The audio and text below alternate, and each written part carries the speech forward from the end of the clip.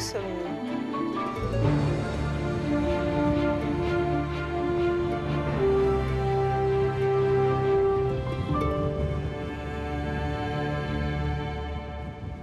Comme vous le savez, les carnets de Julie grand format ambitionnent toujours de vous faire découvrir des lieux hors du commun. Et là, on peut dire que côté paysage, on est plutôt grand format. Bienvenue sur la route du pays Qatar.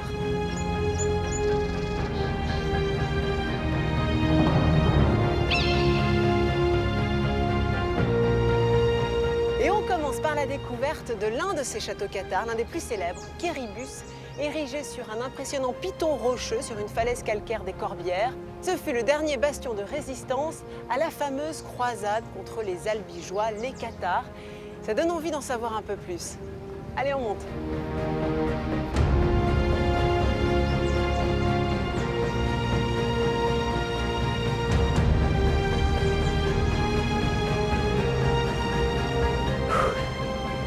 On y est.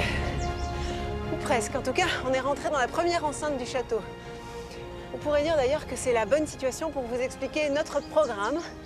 300 km de route, pas moins. On va partir des Corbières où nous sommes, pays de vignes, de châteaux, de vent.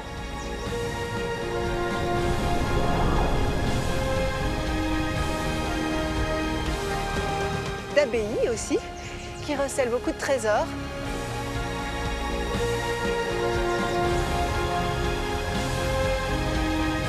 On est à peu près à la frontière entre le Languedoc et le Roussillon qui est face à nous. La Méditerranée pour nous, ce sera Gruissant. Première cité de villégiature au 19e siècle, perchée sur ses échasses, vous comprendrez pourquoi. Et ensuite, on prendra la route du Carcassonnais, sans oublier de passer par le canal du Midi, où on va se la couler douce, et où on va même organiser une bataille de cassoulet. Et vous verrez que les guerres de religion, ici, elles se jouent aussi dans les assiettes. Le pays Qatar dans lequel je vous emmène se situe dans un triangle qui relie Perpignan au sud, Narbonne au nord et Castelnaudary à l'ouest. Au programme de ce voyage de 300 km sur les routes de l'Aude et des Pyrénées-Orientales, avant de finir là où il a démarré, au château de Quéribus, 3 étapes gastronomiques, à commencer par Gruissant, où nous cuisinerons une tarte aux pignons, spécialité méditerranéenne. On m'avait pas dit qu'il fallait bosser comme ça. Et oui, la cuisine, c'est pas... Simple femme comme moi. Je défierai ensuite un chef pour qu'il revisite une recette traditionnelle en s'appuyant sur des produits emblématiques de la région. On va amuser toutes les papilles de partout dans la bouche. C'est une jolie idée. Et puis quelques amandes blanches. Moi, j'aime bien la densité dans un plat. Avant de cuisiner moi-même, une drôle de recette d'artichaut frit. C'est quand même plus chic que les cacahuètes à l'apéro. Ah oui. Alors comme d'habitude, à la fin de mon voyage, je vais réunir tous ceux qui ont croisé ma route pour célébrer un grand banquet. Et cette fois-ci, je sais ce que je veux faire. Je veux que tout le monde se retrouve dans un train. Ce sera un banquet itinérant. C'est le train du pays Qatar et du Fenouillet, d'un petit train privé. C'est une Micheline en fait, comme ma voiture. Et j'aimerais bien que les habitants du pays Qatar me construisent cette salle à manger itinérante pour mettre en valeur les spécialités qu'on va déguster, avec des choses classiques et d'autres beaucoup moins. Et pour percer les secrets du pays Qatar, ils sont nombreux, les secrets de ses pierres, de ses trésors, de son histoire. On va rencontrer justement un professeur d'histoire et de géographie qui officie dans la région et qui surtout, lui, pour en savoir plus, prend de la hauteur puisqu'il est également photographe aérien.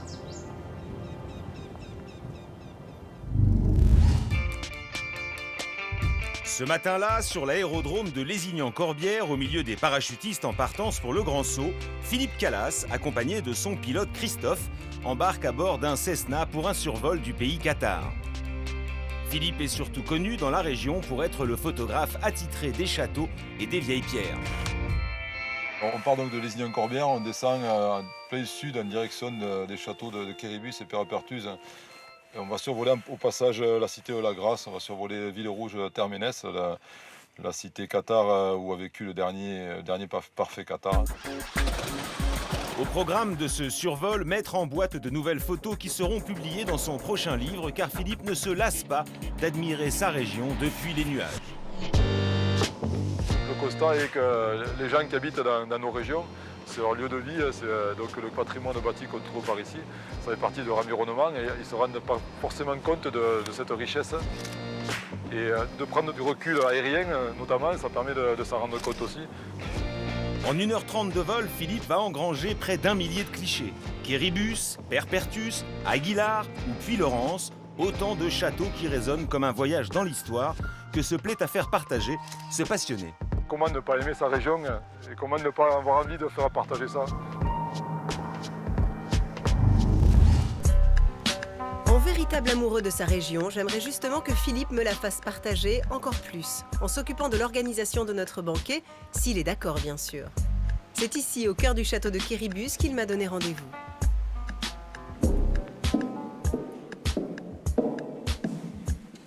Ah, bonjour Philippe. Bonjour. Vous êtes le gardien du temps. Je dis oui, peut-être. On s'embrasse. Donc elle est vraiment On est dans la émouvante, hein. salle d'apparat. Et ça n'a pas été restauré? Ça n'a pas C'est été en restauré. l'état. Oui, c'est en état. Ouais. On va peut-être aller sur la terrasse qui est juste devant avec cette plaisir, salle du oui, il y pilier. a quelques On va belles pouvoir terrasses. se rendre compte du panorama et en même temps, tu vas comprendre la position stratégique de ces citadelles du vertige. Et le vertige, effectivement, là, on comprend bien aussi pourquoi elle s'appelle comme ça. Ah, absolument.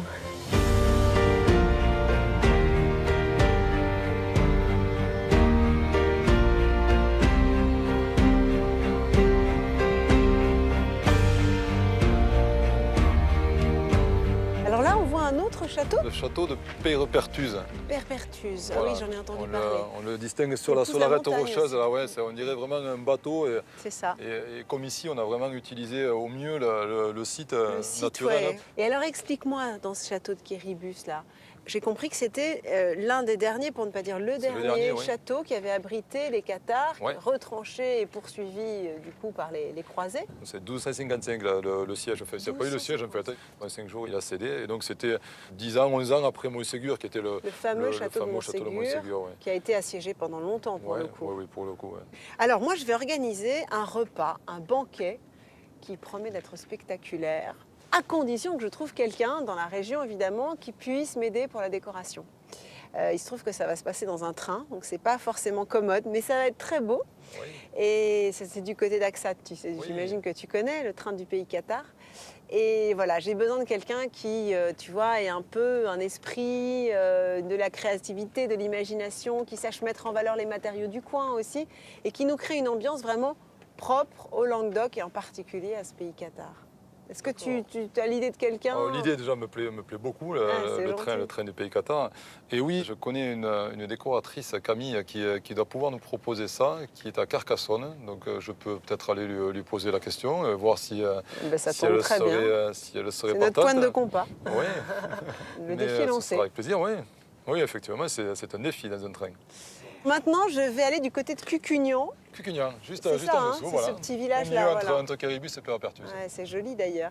Et alors à Cucugnan, je vais rencontrer un boulanger dont on m'a beaucoup parlé. J'imagine que tu connais. Oui, on voit son moulin, enfin, Ah on voit bon le moulin. Ah oui, je le vois là, tout au-dessus, ouais, au sommet. Et alors lui, il fait un pain qui est quasiment antérieur au Qatar. Donc c'est vraiment le pain Ça peut être un peu dur, non? de nos ancêtres. Comme la pierre. Il paraît que non, justement. Encore une fois, tu vois, c'est magique. Tout est Voilà. magique ici. Bon, allez, on descend? Avec plaisir.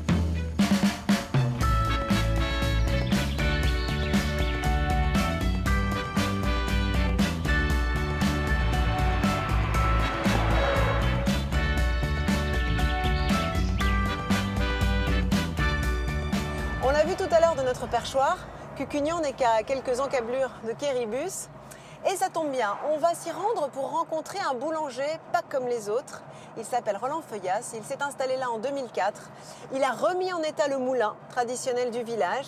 Pour lui, le plus important, c'est que le pain soit un aliment de vie, un aliment qui nous apporte tous les nutriments qu'il apportait autrefois dans les temps anciens. Et pour ceux qui auraient lu les lettres de Mon Moulin d'Alphonse Daudet, vous vous souvenez forcément du curé de Cucugnan. Alors là, c'est le boulanger de Cucugnan.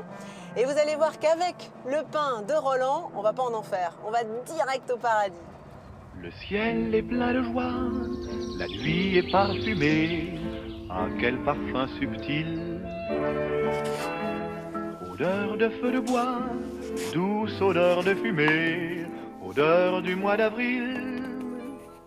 On sent que bientôt c'est la fête, la jolie fête du printemps qui fleurit. Nous voilà au fournil. Par-dessus nos têtes, le ciel d'avril, comme les chants. Bonjour Roland. Bonjour. Ah, Et ça sent bienvenue. déjà bon. Merci. Alors en fait, c'est le fournil, le four et en même temps la boulangerie, la boutique. Oui, il y a tout là, Il y a ici, là, tout. voilà. Comment on fait du pain, ou plutôt comment vous faites du pain? Parce que j'ai cru comprendre que le vôtre, il ne ressemblait pas aux autres. Alors l'élément fondateur ici, c'est qu'on a nos propres semences, on a nos propres champs, on a nos propres moulins, et puis C'est notre fournil. quasiment unique, non? À votre échelle? C'est pas unique parce qu'on a en France tout un réseau de ce qu'on appelle de paysans boulangers et quelques Olibrius dont j'ai la chance de faire partie qui s'évertuent à retrouver ces vieilles variétés, quoi. Voilà. Ou alors, concrètement, Nous, la qu'est-ce première qui est différent? particularité, c'est que ce qu'on voit là, hier matin, c'était du grain. C'est-à-dire, ça a été Donc, moulu. il a été moulu ici, Ça a été au moulu moulin. ici. Et puis, on emploie des farines très fraîches.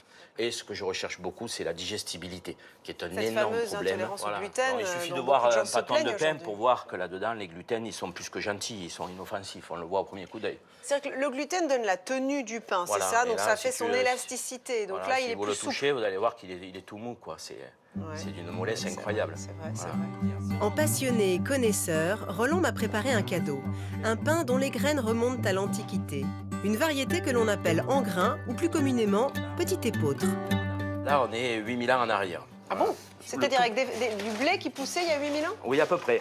À peu près. Voilà, ça, c'est le premier blé que l'homme domestique au néolithique supérieur, il y a 10 000 ans. C'est ça, Voilà. d'accord. Donc là, c'est 100% en grain? À 100%, oui. Ah oui, mais moi, j'étais persuadée que c'était pas panifiable. Mais vous allez voir. On voit qu'on a très peu de gluten. Hein. Ça tient difficilement. Voilà. Et alors là, juste on le prend comme ça, là, et on fait une tulipe.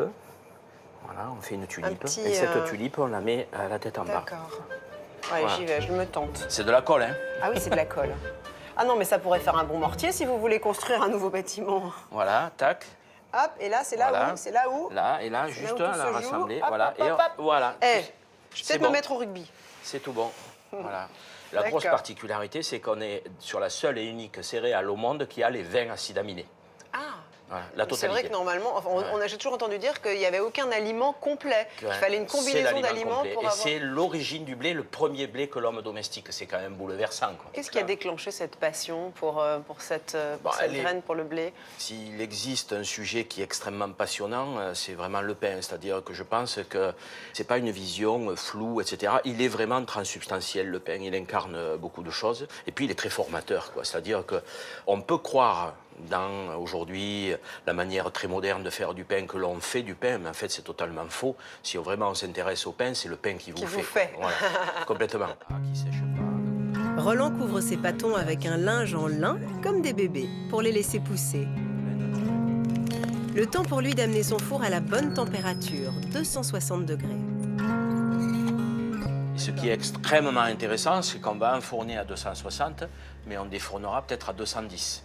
On va perdre 50 degrés pendant la cuisson. Et ça contribue Et ça à contribue à énormément favoriser aux quoi? qualités du pain. On a plus une cuisson à la vapeur qu'une cuisson à la chaleur, en fait. D'accord, oui, Voilà. oui, de par la présence de l'eau. Il y a beaucoup d'eau, il va y avoir beaucoup d'eau là-dedans. On y va. Là, on a la vapeur. Est-ce que je peux t'aider à quelque chose? Quand tout est prêt, il faut faire vite. Dans sa cuisson comme dans sa pétrie, Roland est d'une précision redoutable. Tu grignes toujours de la même façon? Suivant la variété de blé. Ah bon? Si la cheminée tire trop, ben, le pain il va être tout plat. Et si elle ne tire pas assez, le pain il va être tout boudiné. Ça, c'est le pain de petite épaule, d'engrain. Voilà. Et l'engrais, on n'y touche pas. On le scarifie pas? Non, on le il part grille. comme ça, lui. Les gluten sont tellement lâches qu'ils vont s'auto-écarter.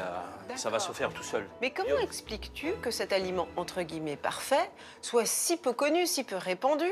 Aujourd'hui, on est en quête de produits Oui, mais louables pour notre santé. Quand on arrive à récolter sur 1 hectare de terre, qui sont des terres beaucoup plus difficiles à travailler qu'en plaine, etc., Ah, c'est pour ça. avoir cet engrais-là, D'accord. quand on arrive à récolter 6, 8, 10 quintaux sur 1 hectare, on est content. Question de productivité, Voilà. quoi. Alors c'est que dans la Bosse, aujourd'hui, on sort 80, 100, 120 quintaux avec 1 hectare et avec une mécanisation extrêmement performante.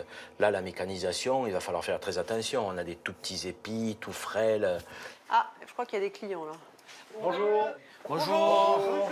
Je viens pour du pain. Il est dans le four. On a traîné, on a Ah. discuté. C'est ma faute. C'est pas grave, on va attendre. Un quart d'heure qu'il y Vous allez attendre le pain une demi-heure? Oui, bah, je viens de Perpignan, donc c'est pas un problème. Hein. Vous faites 40 km pour Bah, acheter du pain et oui, en plus oui. vous attendez une demi-heure? Toutes les 2 semaines, je viens chercher du pain, oui, bien Et il se sûr. conserve bien, Ah, ce très pain? bien, oui, magnifique. Oui. Si je fais 40 km, c'est pas Ah bah, pour- j'imagine. en plus, Et j'en vous, prends vous pour venez les voir amis, aussi? hein. Encore un peu plus loin. Et j'ai le pique-nique qui attend. Mais attends, c'est des sans le figurants. pain. C'est des Sans le figurants, pain. ça. Ah, vous voulez hier, alors Non. si vous pouviez venir demain quand il y a Julie. Non, non, non. Au Voilà, revoir. à tout à l'heure. Dis donc, c'est pas mal comme cadre de travail. Hein. Il y a pire. Le temps de la fournée, Roland m'invite au moulin seigneurial du XIVe siècle qu'il a mis plusieurs années à restaurer. Allez, on monte les petits escaliers. 3 ans de sa vie, à plein temps, un investissement au-delà du raisonnable, à la recherche d'un pain ancestral, primitif, parfait. Mais alors, un moulin avant, ça t'oblige à être tout le temps là? Alors, quand le moulin avant tourne, tu es à la manœuvre entre 1 et 2 fois par minute. Tu peux pas le lâcher.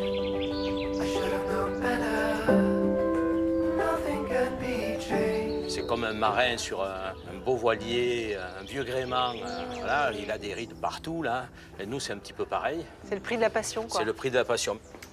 Bonjour, Bonjour Julie. c'est vous qui êtes en charge du moulin? Tout à fait, c'est moi qui m'en occupe. Je le bichonne. À l'intérieur, cette pièce de musée en état de fonctionnement est la même qu'il y a 700 ans. Tout a été refait à l'identique. La charpente, le mécanisme, comme les meules. Donc là, on a la, cette meule, alors. on a la meule dormante ou gisante, et là, Et ça, on c'est a la la cure de meule meule. tournante ou courante. Voilà. Et donc, Et elle est en quoi? En un granit? granit du Cidobre. Voilà. Donc ça, c'est unique au monde. Unique car elle permet d'obtenir une mouture qui exclut les enveloppes du blé, riche en cellulose. On obtient moins de farine, mais une farine plus digeste, plus pure.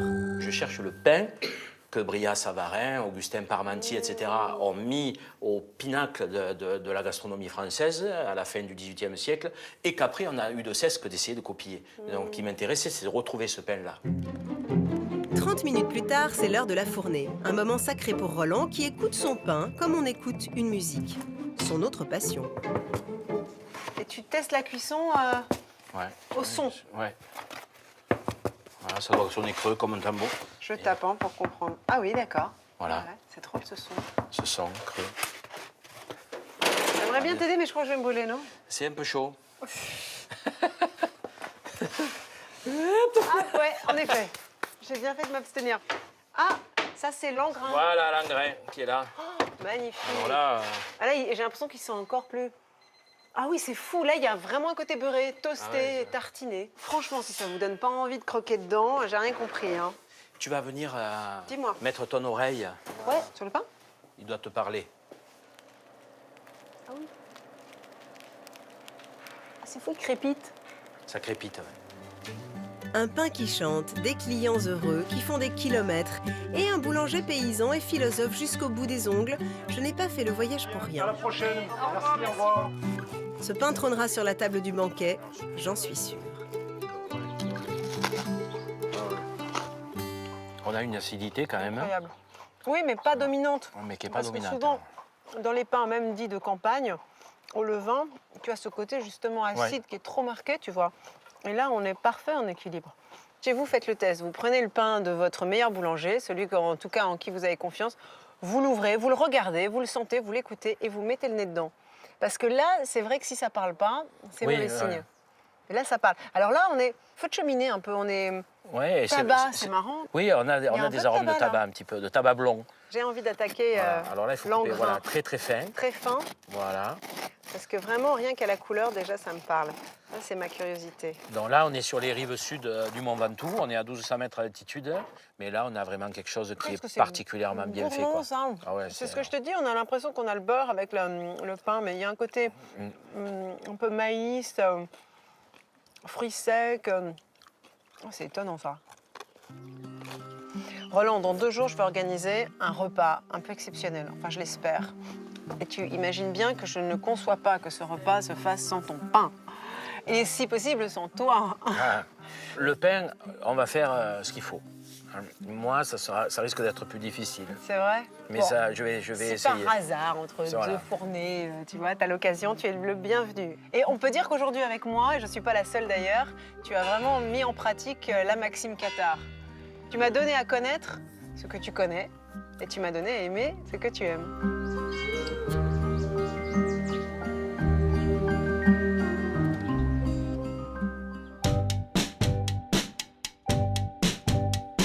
ce que je ne connais pas encore, mais dont on m'a dit beaucoup de bien, c'est ma prochaine destination.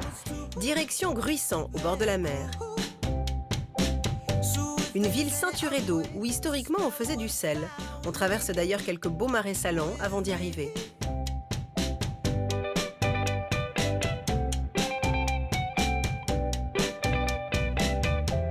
C'est au pied de la tour Barberousse que je dois retrouver Josie pour une spécialité locale dont elle a le secret, la tarte aux pignons. À chaque manifestation sportive ou culturelle de la ville, notre mamie cuisinière se met au fourneau pour plusieurs centaines de personnes, alors notre banquet ne devrait pas lui faire peur. La cuisine de Josie étant un peu exiguë, c'est dans une maison d'hôte du 19e siècle, chez son amie Christelle, qu'elle m'a donné rendez-vous.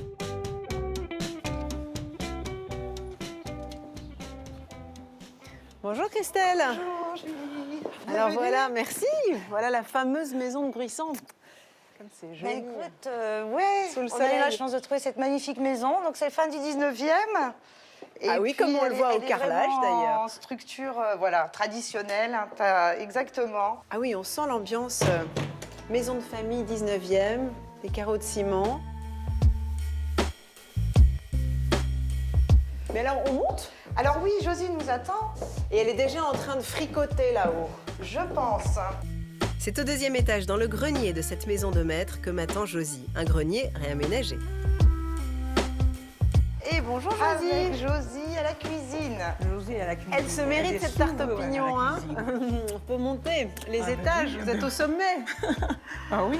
Il faut dire qu'elle est chouette cette cuisine quand même, hein? Jolie, hein? Magnifique. Mais alors, racontez-moi un peu l'origine de cette tarte aux pignons. Alors, cette tarte aux pignons, c'était un vieux garçon.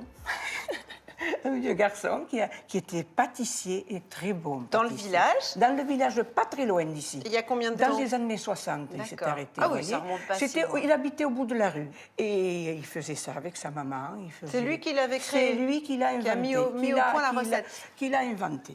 Bon, bah, écoutez, maintenant je vais vous laisser travailler. Je vous dis à tout à un peu de l'heure. boulot aussi. Tu reviens pour la goûter? Ah, mais bien sûr, avec grand plaisir. Super. À tout à l'heure. Allez, on va bosser.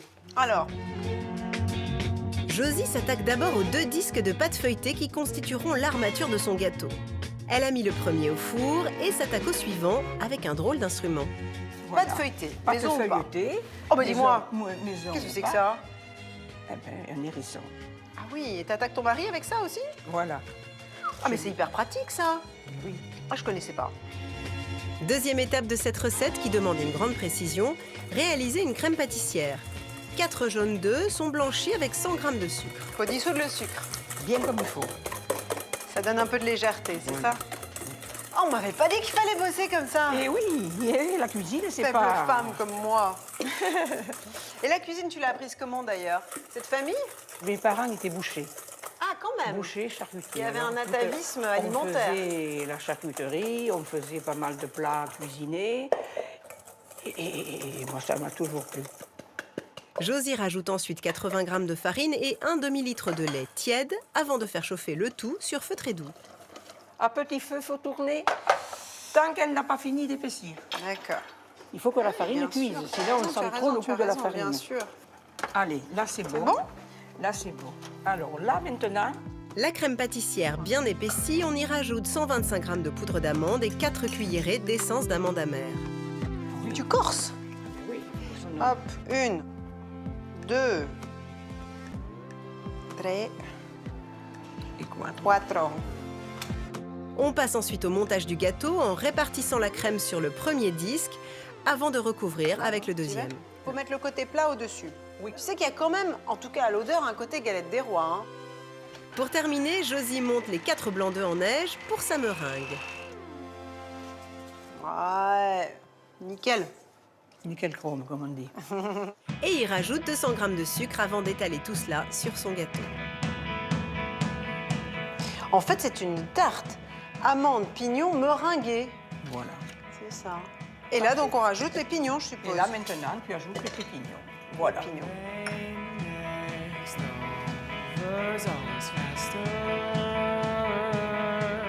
Reste à enfourner, cuisson douce à 80 degrés. Et à partir de là, Josie, ça va cuire combien de temps au four? Eh bien, 1h30. Il faut bien une heure et demie. Comme une meringue, quoi. Ouais. Mais alors, 1h30, j'ai peut-être le temps d'aller me faire une petite balade. J'ai entendu parler d'une plage assez célèbre avec des chalets sur pilotis. C'est pas très loin? Non, 1,5 km. Ça marche. Merci beaucoup. Merci, Josie. À tout à l'heure. À tout à l'heure. La plage des Chalets est un village dans le village où toutes les maisons se ressemblent, construites à l'époque sur pilotis pour éviter les inondations. Certaines n'ont pas vraiment changé, d'autres se sont un peu modernisées. C'est incroyable cet endroit. Je m'attendais pas à autant de maisons. Je pensais qu'il y aurait une rangée sur la plage, mais c'est un vrai village.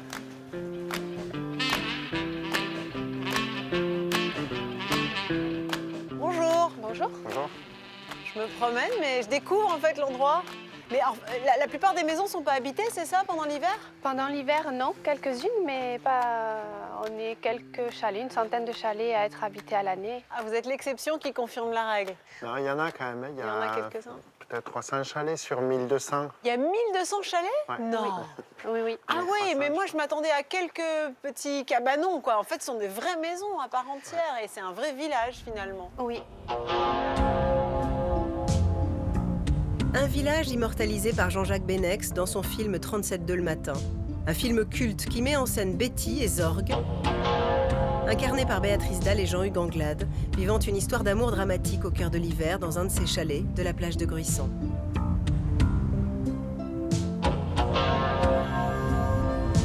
Impeccablement rangé, le village est une sorte de damier où se croisent 11 rangées de bâtiments et des dizaines d'allées. Je m'invite alors. Hein. Vous faites bien. Entrez, bienvenue à la maison. Julie. Edith. Enchanté, Max. Bonjour Max, bonjour Edith. Et ces chalets, au départ, ils ont été construits à quelle époque? Dans les années 1860. Deuxième partie du 19e. Ouais. Ça a toujours été des maisons de vacances. Ah bon? Des gens de Narbonne qui venaient en calèche à l'époque et qui se construisaient C'était des le début des bains de mer alors, Oui. hein, c'était tout nouveau. Oui, oui, oui. Donc Ouais, c'est on a ça. des vieilles photos où C'est les drôle. dames se baignaient encore en robe avec les ombrelles. Voilà. C'est amusant Donc, ça. bon, ça Et petit à petit, le village a gagné, c'est ça? J'imagine qu'on a commencé par le front de mer. Oui, c'était un peu plus désorganisé au départ. Hein. C'était pas forcément des rangées comme maintenant. C'était un peu plus sauvage, on va dire, dans la façon de s'implanter. Maintenant, c'est New York. Et voilà, un petit peu, c'est vrai. Bon, bah, je vais retourner à Gruissan. J'ai du mal à dire ça parce que j'ai l'impression d'avoir quitté le pays là tout d'un coup. C'est tellement. Tant mieux, c'est le but, c'est chouette. C'est dépaysant, c'est étonnant. Mais je repars parce que j'étais en train de faire la cuisine et du coup, le four Merci m'appelle. pour la visite. Merci Alors, beaucoup, merci à vous. Et à bientôt, je reviendrai avec le maillot alors. Oui, avec plaisir. Pour prendre Un peu l'apéro plus cet tard, été, quand vous voulez. Alors, hop. Au revoir Edith, merci.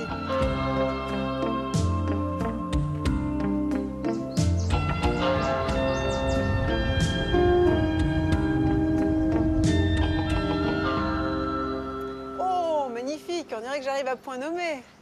Ça y est. Et bonjour, Hubert donc, je Enchanté. suppose, le propriétaire, Exactement. c'est ça? Oui. Ah bon, on va peut-être garder ça parce qu'il fait très beau, mais il y a un peu de vent quand même. Hein. Et voilà. Dis donc, elle est belle cette tarte. Alors la voilà finalisée. Cette plage, notre plage, comment vous Écoute, l'avez trouvée? Alors j'étais Cette plage des Chalets. sidérée parce que je ne m'attendais pas à un tel volume de maisons. Il y en a plus de 1000. Ah oui, Ça l'année. n'est qu'un lieu de villégiature. En tout Ah cas, oui. au départ, c'était le but. Ah oui, c'était le oui, village oui, de oui, vacances oui, avant oui. l'heure. Pratiquement. Allez. Et Non, après, pendant la guerre, les Allemands ont fait démolir Ah tout oui ça. Ah oui. Et après la guerre, il s'était construit et c'était un menuisier qui a fait pratiquement tous les chalets. Tous les chalets qui ont 60 ans. Dis donc, tu sais que c'est vraiment pâtissier pour le coup. Hein. On est dans un registre assez élaboré quand même. Hein.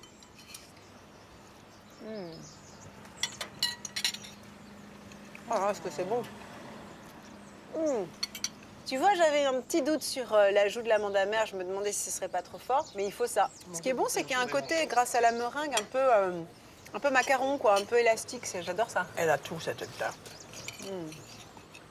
Comme c'est très bon, comme vous êtes très sympathique et comme vous êtes occitan, je pense qu'il serait naturel que vous soyez là pour le grand banquet que je vais organiser à la fin de mon séjour, à la fin de mon voyage. Et figurez-vous que moi, j'aime bien les défis. Et il va se dérouler dans un train. c'est le train du pays Qatar, vous le connaissez. Bien sûr. Il part d'Aksat. Et c'est joli. Magnifique. Ah, vous l'avez déjà pris? Oui. Non. Moi, j'ai le déjà petit pris le train, train, non. oui. Le Mais petit train, alors, oui. ça, pour ça... Mais vous l'avez jamais pris pour un repas quand même? Ah non, pour un repas, jamais. Et pas la moindre repas, hein, avec notamment une tarte aux pignons, mais pas que. On sera là alors. Au même moment, à Carcassonne, Philippe le photographe se lance dans la préparation du banquet. Il se rend dans une boutique de confection tenue par 3 jeunes créatrices et espère y retrouver son amie Camille, qui expose ses meubles en métal. Il veut la convaincre de prendre en charge la décoration du banquet. Ah, Philippe. Oh, Camille, bonjour. Ça va? Bien oui, et toi? Ça va. Écoute, je vais avoir besoin de toi. Je dois préparer un banquet sur le train du pays Qatar. Comme tu sais, c'est pas ma spécialité. Et donc, je voulais savoir si tu étais prête à m'aider dans ce défi. Ouais, c'est pour quand? Alors, c'est pour dans très bientôt. C'est Pour quand dans bientôt 48 heures. 48 heures. C'est quand même un gros défi. Oui, effectivement. Camille sait qu'elle va avoir besoin d'aide, alors pourquoi ne pas demander aux filles de la boutique de se joindre à elle? Si ça vous dit de préparer des serviettes ou de réanimer la table avec de la couleur, moi je m'occupe de la partie table, mobilier, parce que c'est plutôt mon domaine. Si vous voulez faire les prototypes pour ce soir. Ça va être short, mais... Ouais, ça va être rapide. En tout cas, on relève le défi. Le compteur tourne et pendant que les filles se mettent à l'ouvrage pour imaginer des prototypes de serviettes le plus rapidement possible, Camille se rend à Aksat pour voir de ses yeux à quoi ressemblera le site du banquet. Elle doit aussi prendre quelques mesures pour concevoir une table à la dimension du cadre exceptionnel dans lequel évolue le train du pays Qatar et du Fenouilled.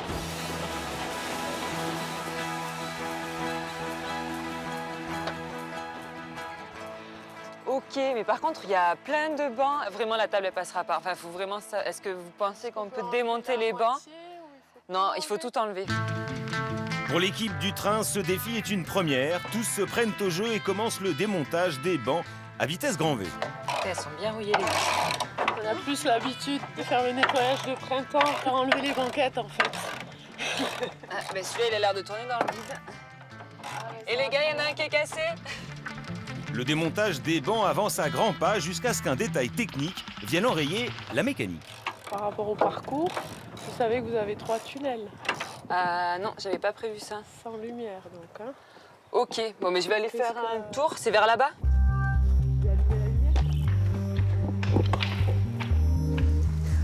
Ok, il fait vraiment noir, donc on va devoir trouver une solution pour éclairer ce train pendant le banquet, sinon on va vraiment rien y voir. Je vais penser à mettre des éclairages et on trouvera une solution. Camille doit s'attaquer au plus vite à la fabrication de la table. Mais avant, petit détour par Castelnaudary à l'atelier traditionnel de la poterie Note pour passer commande pour chacun des convives de cassole, le traditionnel plat à cassoulet. J'aurais besoin de 18 petites cassoles individuelles.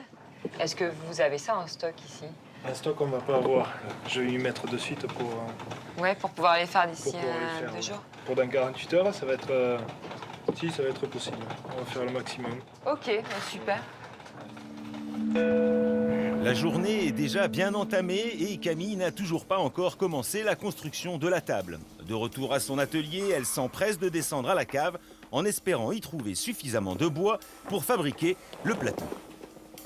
C'est stressant parce que je bosse pas aussi rapidement dans la normale. Souvent les meubles, je prends quand même un petit mois de délai avant de les réaliser. Donc là, 48 heures, c'est beaucoup plus rapide que la normale. Camille semble savoir où elle va, même s'il est difficile d'imaginer comment elle va pouvoir tirer quelque chose de ces vieilles planches déformées et de ces morceaux de ferraille rouillés. Ouais, oui. C'est bon, j'ai les protos. Déjà? Oui. Ok, ben vas-y. De leur côté, nos couturières ont travaillé très vite et peuvent déjà présenter 7 modèles différents. Camille n'a plus qu'à choisir. Ouais, peut-être que là, c'est trop figuratif. Je pense que il va être trop abstrait. Alors attends, parce que j'en ai un quand même. Avec le petit train. Ah ouais, super. Métal, celui-là, il serait nickel. On peut imaginer un parcours en fait où le train il se déplace sur différentes serviettes, ça peut être possible? Ouais, carrément. Allez les filles, au boulot. Les serviettes sont choisies, mais pour Camille, le plus dur reste à faire. La nuit sera courte. Dans un peu plus de 24 heures, elle devra avoir fabriqué une table pour 18 personnes.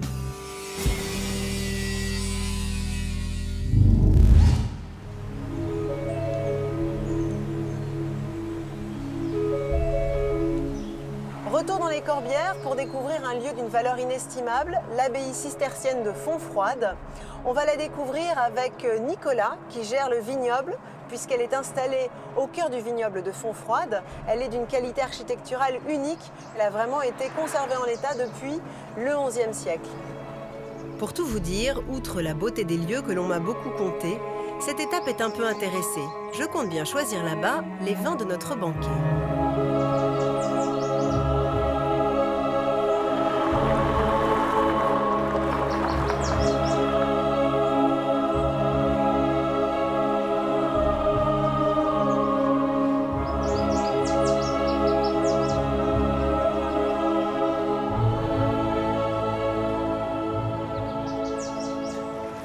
Superbe cet endroit. Ah, Julie. Julie. Bonjour Laure, bonjour Nicolas. Je vous embrasse. J'étais en train d'admirer ce site. Bonjour Julie. Ben, moi aussi. Quel Je suis plaisir de te heureuse. voir. C'est extraordinaire. Mais alors, racontez-moi cette abbaye. Elle a toujours été abbaye? Il y a toujours eu une vie monastique ici jusqu'en 1901.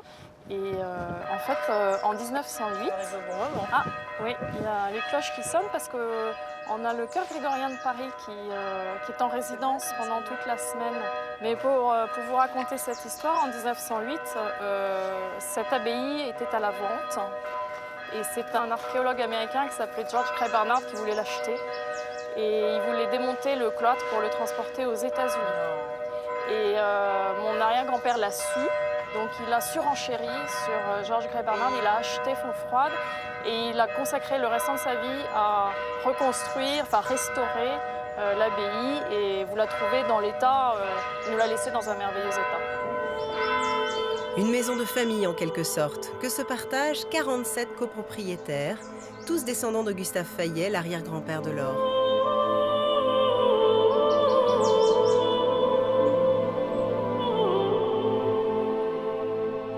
Cette abbaye cistercienne, elle a deux particularités importantes.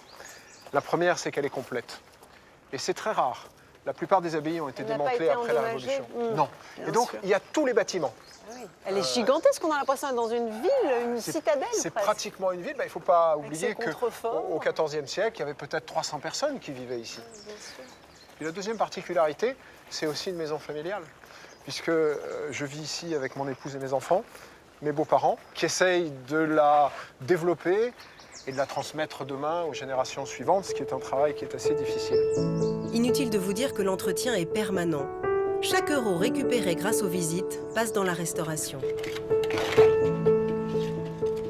Et donc on a une équipe de tailleurs de pierre qui sont en train de refaire une partie de la toiture de l'église. Pour mieux comprendre, Nicolas m'emmène sur le toit de l'église. C'est parti pour l'ascension.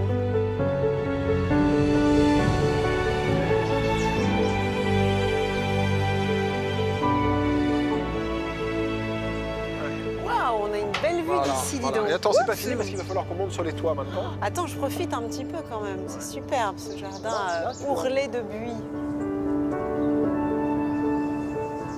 On a là reconstitué depuis quelques années ces jardins en terrasse qui sont ouverts à la visite, qui sont classés jardins remarquables, qui racontent l'histoire des jardins monastiques, jusqu'aux dernières terrasses de l'autre côté, qui sont plutôt des jardins 18e. 18e, à l'italienne quoi. À l'italienne. On va monter un tout petit peu plus haut à la rencontre de Manu. Manu s'est installé sur ce toit avec son équipe depuis 14 mois. Un travail de titan pour restaurer à l'identique cette toiture romane construite par les moines cisterciens. Bonjour Manu. Bonjour. Manu est notre responsable du chantier, tailleur de pierre. Grosse responsabilité ici, hein. Hop là. Ah oui, c'est un peu des escaliers finalement. Ouais. Mais je voudrais pas les tâcher quand même, elles sont toutes neuves. Allez, moi je vais aller vers la gloriette là, je sais pas ce que c'est. Un lanternon. Ah bon, le lanternon. Et alors raconte-moi ce que tu fais. Je peux m'asseoir? Oui, bien sûr. Allez, hop. Tiens, on va s'asseoir. Ah bah on va prendre un tiens, bain de soleil sur le regarde, toit. on est pas Ça m'est mal jamais là, arrivé. sur nos gradins. Et puis on voit toutes les voit toitures de l'abbaye, l'abbaye derrière. Pourquoi est-ce de la pierre ici? On est quoi? On est au-dessus de l'église, c'est ça? On est juste au-dessus de l'église. On suppose qu'il y a eu une toiture en tuiles. Et à un moment, ils ont décidé de faire une toiture en pierre. Donc ils ont pris la pierre du massif, là. Et les moines, ils construisaient leur abbaye à l'endroit où il y avait de la pierre aussi. De l'eau et de la pierre. Et oui, c'est logique. Et du bois. je vois ce travail-là qui est très précis, très raffiné. C'est toi qui as creusé la pierre? Taillé. Taillé, ah oui. Donc tu as taillé la pierre pour évacuer l'eau? Plus facilement, oui. C'est une sorte de gouttière dans la pierre. D'exutoire, oui. D'exutoire. Que l'eau s'écoule plus facilement et rapidement. Alors qu'est-ce que c'est justement ce qui est derrière nous, ce que j'appelais la gloriette? C'est un lanternon, mais ça c'est une lanterne 18e ou 19e. Ah, c'est un rajout Ouais, tardif. c'est pas du tout cistercien, parce que dans les abbayes cisterciennes, il n'y a pas de clocher. Il n'y a pas de clocher par esprit d'humilité. Oui. Voilà. Là, on a refait toute la voûte, là. Ah, c'est vous qui l'avez faite? Et on a fait le blason de la famille, là-haut. C'est trois levrettes, 3 femelles lévriers. C'est le blason de la famille. C'est le blason de la famille Delors, oui. Il n'y a pas de détails qui soient vraiment laissés au hasard et Non. à l'approximation. Que ce soit pour les jardins, que ce soit pour les murs, que ce soit pour les salles, ça demande un entretien constant, qui est évidemment une contrainte financière, mais aussi une contrainte de suivi, de temps, etc. Mais en même temps, je crois que c'est le seul moyen d'arriver à préserver le bâtiment tel qu'on l'a reçu. Bien sûr. Et à le transmettre. Et à le transmettre. Bon, on redescend, Allez, on va on redescendre. prend un parachute et on y va, c'est ça?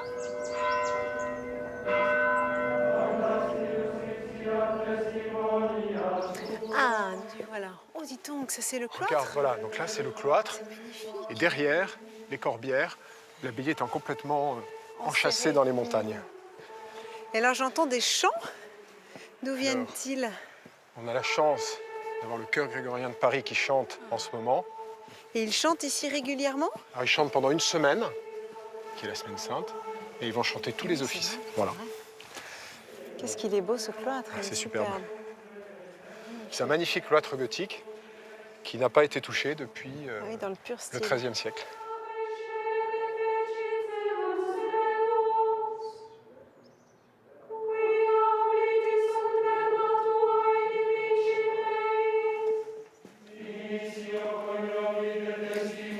Donc le chant grégorien est en latin, c'est ça? C'est un chant latin qui date du 9e et 11e siècle. Donc il y a les hommes d'un côté, les femmes de l'autre, et ils se répondent. C'est en 1974 que quelques passionnés de chant ont constitué l'association du chœur grégorien de Paris pour cultiver l'universalité de ce chant sacré. Les membres sont laïcs, à l'exception d'un prêtre, le père Alessandro, originaire de Colombie, venu spécialement. Le chœur rassemble plus d'une quinzaine de nationalités venues de toute la planète et il se produit d'ailleurs régulièrement dans le monde entier.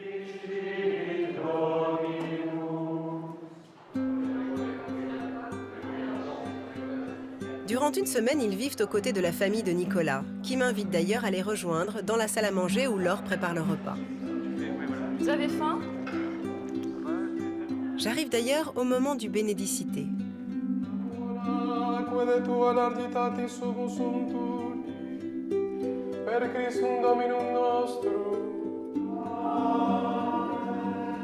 appétit à tous.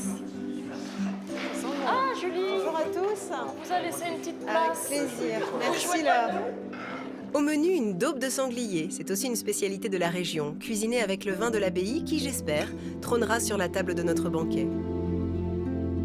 C'est notre cuvée Déogracias. Il fallait ça pour aujourd'hui. Eh oui, en effet. Alors là, c'est quoi? C'est du monocépage? Qu'est-ce Non, que c'est? Syrah Grenache. C'est un Syrah Corbière Grenache, 2011, 2 tiers Syrah, 1 tiers Grenache, avec un petit peu de passage en bois, mais pas de bois neuf. Et sinon, le chœur vient chaque année? Le chœur vient depuis 29 ans. Non. À Fontfroide, oui. Et vous ne chantez que dans la salle capitulaire où je vous ai surpris ou...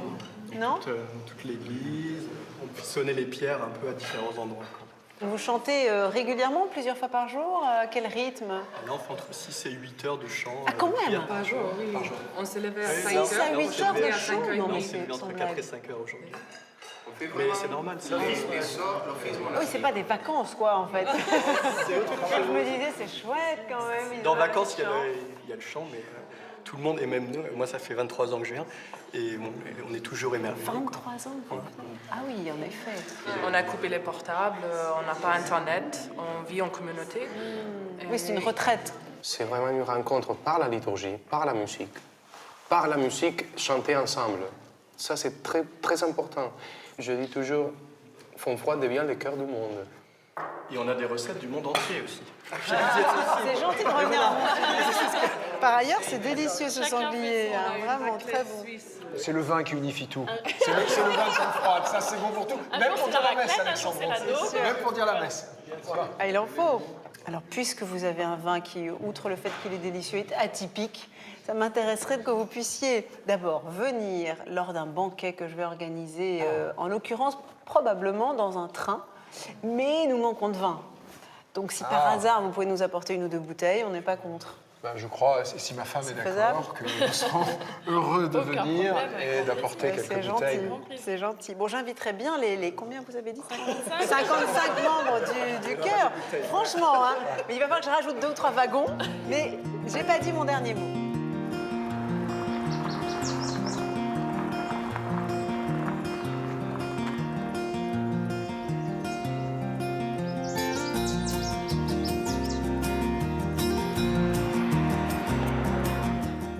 Du pain et un dessert, mon banquet commence à s'organiser. Pour terminer cette première journée, c'est avec un chef de la région que j'ai rendez-vous à une 50aine de kilomètres de Fontfroide. Cap sur Cognac. Non pas Cognac en Charente-Maritime, mais Cognac dans les Corbières. Pour rencontrer, je vous l'avais dit, David Prével. David, c'est un jeune chef très talentueux. Et j'avais envie de le rencontrer parce qu'il a osé réinventer le cassoulet. Avec beaucoup de respect, évidemment, parce que le cassoulet ici, c'est sacré. Et c'est justement parce qu'il mélange tradition et innovation que David est un peu l'homme de la situation pour nous et pour notre banquet.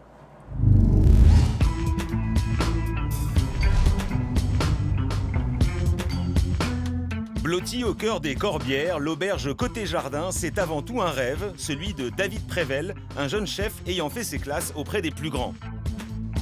Et dès son plus jeune âge, il s'est relevé les manches pour créer un havre pour gastronomes exigeants à partir d'un ancien relais de poste presque tombé en ruine. La cuisine, c'est du courage. Il faut savoir aimer donner aux autres. J'ai fait certains choix de prendre un peu plus de temps pour aller voir mes producteurs, pour aller choisir le produit. Et comme je dis toujours, le premier ingrédient dans la bonne cuisine, c'est l'amour. Quand il n'est pas en cuisine, David aime battre la campagne et rendre visite à ses producteurs favoris. Là, on va chez Philippe Roch, mon fournisseur d'agneaux. Donc je vais les voir sur pied un petit peu tous les ans pour voir ce qu'il a été mis bas. Et après, il me livre directement à l'auberge. Philippe Roch aime à se définir comme un authentique paysan, celui qui laisse le temps au temps. Ces agneaux rouges du Roussillon sont élevés pendant près de 6 mois, contre 3 habituellement, et uniquement nourris de foin et de céréales. Elles sont gavées toute l'année aux céréales, orge, veste, avoine. Ouais. Bon, ça met plus longtemps, mais on n'est pas pressés, nous, on est paysans. Ouais. Et quand on ne tue pas dans 3 mois, 4 mois, on n'est pas industriel. Malheureusement, c'est le client qui est toujours pressé. Non, il faut prendre le temps, il faut laisser la matière se faire toute seule. Exactement. Philippe propose à David de réserver dès à présent quelques agneaux. Ah oui, oui, joli. Ça, c'est pas mal. Allez, la galipette. Bon bah écoute Pilou, on fait 4-5 bêtes. Ouais. Tu me livres ça, on boit le café et puis, et voilà. puis encore merci. Super. Super heureux. Pas de soucis. Ciao Pilou. Ciao, à la prochaine. Hein. À bientôt. De retour en cuisine, David, secondé par Christophe, s'attache à sublimer les produits du terroir au fil des saisons, depuis l'asperge sauvage de printemps jusqu'au pigeon saisi 4 minutes, en passant par la truffe d'automne ou le riz du Roussillon. On va toujours chercher les saveurs et les densités dans la bouche avec un croustillant de pop-corn, tout naturel. On donne des notes un peu plus modernes. David Prével aime surprendre et détourner les grands classiques régionaux, autant de qualités qui devraient l'aider à relever le défi de Julie, cuisiner une recette originale lors du banquet final.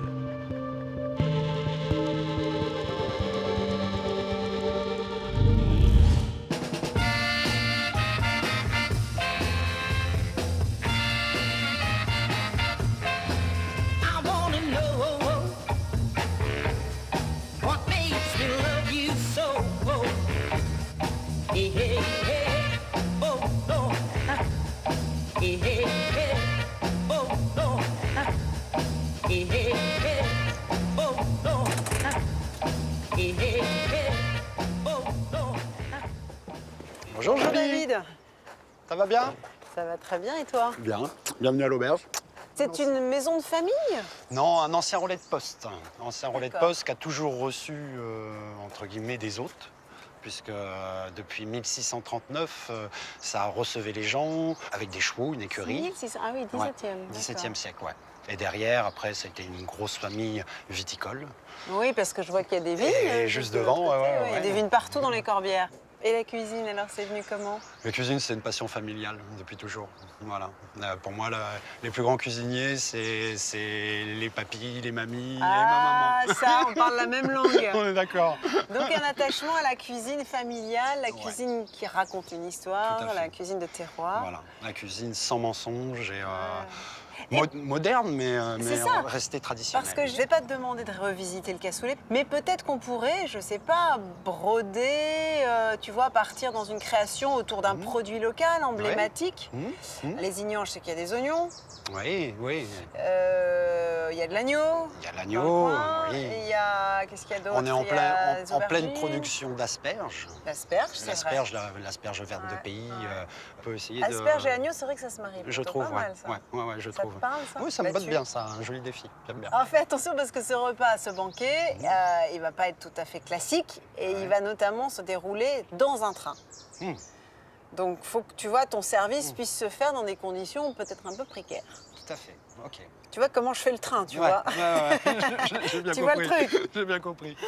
Ouais. Mais Non, alors, c'est c'est réalisable. bah, m'en dis pas plus, tu me Non. fais la surprise. Ouais. Tu nous fais la surprise. Ça Ça gamberge déjà? Ouais, déjà.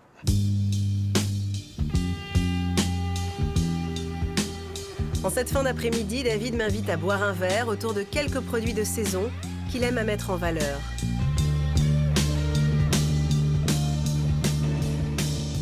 Oh, il est bon. Très très bon. C'est le vin du village, dis donc. J'aimerais bien boire un vin de village comme ça. Every day I spend my time drinking wine, feeling fine, waiting here to find the sign. Bilan de cette journée, il est plus que positif. Nous avons le lieu du banquet, le train du pays Qatar, un dessert, la tarte de Josie, du vin de l'abbaye de Fontfroide et David, notre chef, pour revisiter un plat dont il ne m'a pour l'instant rien dévoilé. I don't care if I ever know. There I go.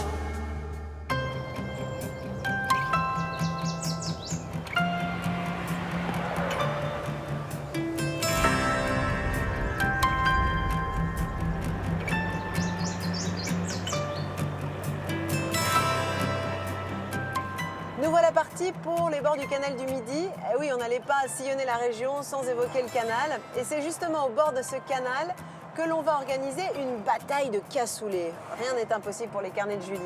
Et en chemin, on va s'arrêter à Caunes-Minervois pour découvrir l'une des dernières carrières de marbre rouge de la région.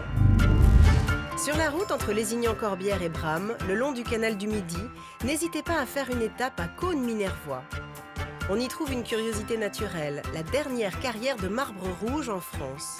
Exploitée depuis l'époque romaine jusqu'à nos jours, on a sorti de cette veine des tonnes et des tonnes de marbre qui ornent le Trianon à Versailles, l'Opéra Garnier à Paris, l'Arc de Triomphe ou encore les colonnes du Capitole à Toulouse.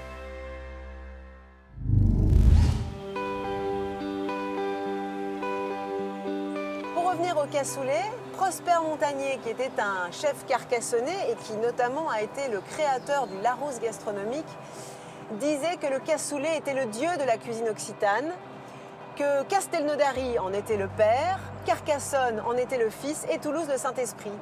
Alors c'est justement pour célébrer cette sainte trinité, cette profession de foi de Prosper Montagnier, que l'on va mettre en opposition, on pourrait dire, un partisan de Castelnaudary et un partisan du cassoulet de Carcassonne. Vous verrez qu'ils ont chacun des religions gastronomiques très différentes et qu'ils prennent l'affaire très au sérieux.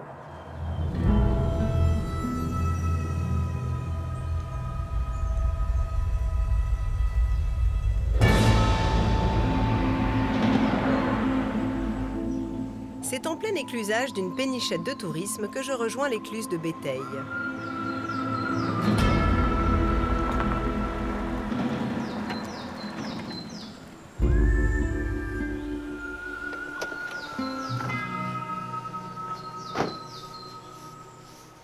C'est un joli coin. Bonjour Pierre. Bonjour Julie, ça Je va? te vois déjà très affairé. Eh oui. Alors, on prépare ça les se ingrédients, mijote ça se mijote, oui. Est-ce que tu as tout ce qu'il te faut? Le matériel Le est matériel, c'est adéquat, impeccable, ça tout marche? est impeccable. Le vent est en train de tomber. Ce qui est pas à mal. l'instant, ce qui est Ici, c'est extraordinaire un critère ici. important, tu as Voilà. raison. Écoute, je te laisse commencer, je vais Ouais. aller voir Michel, et puis tout à l'heure, on va se réunir ici pour donner un peu les règles du jeu. Parce Ok. que c'est un jeu, hein. Oui, mais enfin, le meilleur va gagner quand même. Bonjour. Vous arrivez à temps pour assister à la bataille de cassoulet. Ah ouais. Vous êtes anglais? Ah Ah, oui. et vous venez souvent, do you come often here on the canal du Midi? Yes, 13 years our little 13 English. years. Oh, so very you well. know more about the cassoulet than I do. Well. We'll discuss about this. Okay. Hop là. Et bonjour Michel. Salut Julie. Ouais, ça va bien et toi? Ça va, je te remercie. J'ai changé de rive, j'ai changé de pays quasiment, c'est Voilà, ça? voilà. Donc avec toi, on est à Carcassonne. On est à Carcassonne. D'ailleurs, on est plus près de Carcassonne. On est 10 km de moins. Et je croyais qu'on était dans le Lauragais. Ah, on n'est pas tout à fait d'accord avec mon voisin. Même sur la géographie. Chacun voudrait faire la région du sien, mais nous, on veut garder la nôtre. S'approprier le On est de territoire. Carcassonne, on est de Carcassonne. Tiens, viens avec moi, on va monter sur les On a une écluses. recette légèrement différente. Pierre, tu nous rejoins? J'arrive. Hop. Bon, vous vous êtes présenté. Oui. Pierre Castelnaudary. Le Carcassonnais et le... Michel Alors comment on dit Carcassonne, les gens? Chauriens. Les Chauriens. Oui. Le Chaurien et le Carcassonnais. Bon, on est ici entre amis d'abord, hein. Ouais. Et c'est pas une compète, l'idée est de comprendre bien les différences finalement qui vous opposent, parce qu'il y a une petite guéguerre Il y a depuis quelques un temps. petit peu différent. On peut le dire. Vous avez non pas les mêmes ingrédients, mais le même matériel. Et à vous d'essayer de nous faire le meilleur des cassoulets.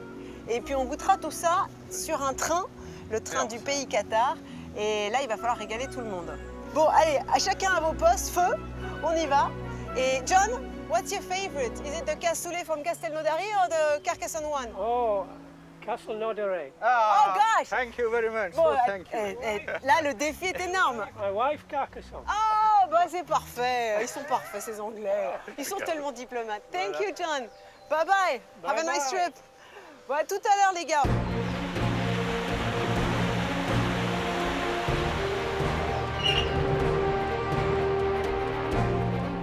Le temps de vider l'écluse pour laisser partir nos amis anglais et la bataille peut commencer. Les haricots préalablement gonflés une nuit.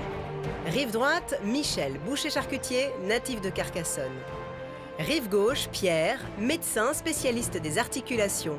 Deux personnalités qui vouent un véritable culte à ce plat emblématique. Alors Pierre, explique-moi en 2 mots ce qu'il a de plus que le carcassonnais et le cassoulet chaurien.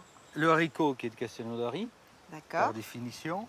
Mais parce Donc qu'on ne fait pas de haricots du côté de Non. Carcassonne? Le haricot à Carcassonne. Je sais pas ce qu'on fait, mais on fait pas de haricot.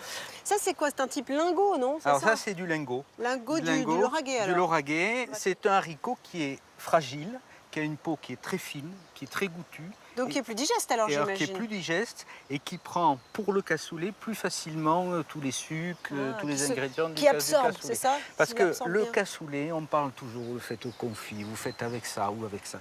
C'est le haricot. Le haricot. Et Michel? Oui. On parlait haricots avec Pierre. Tu utilises quel type de haricot, toi? Moi, c'est des lingots qui viennent de Pamiers. De l'Ariège. De l'Ariège, oui. Ouais, ils sont pas d'ici. Ah, ils sont pas d'ici. En même temps, on n'est pas non plus obligé de faire la recette dans un périmètre de 2 km. Pas très loin, on va dire que c'est D'accord, le... donc toi, c'est des haricots de Castelnaudary. On va dire un point pour Pierre, Voilà. c'est bien compris. Ouais. D'accord.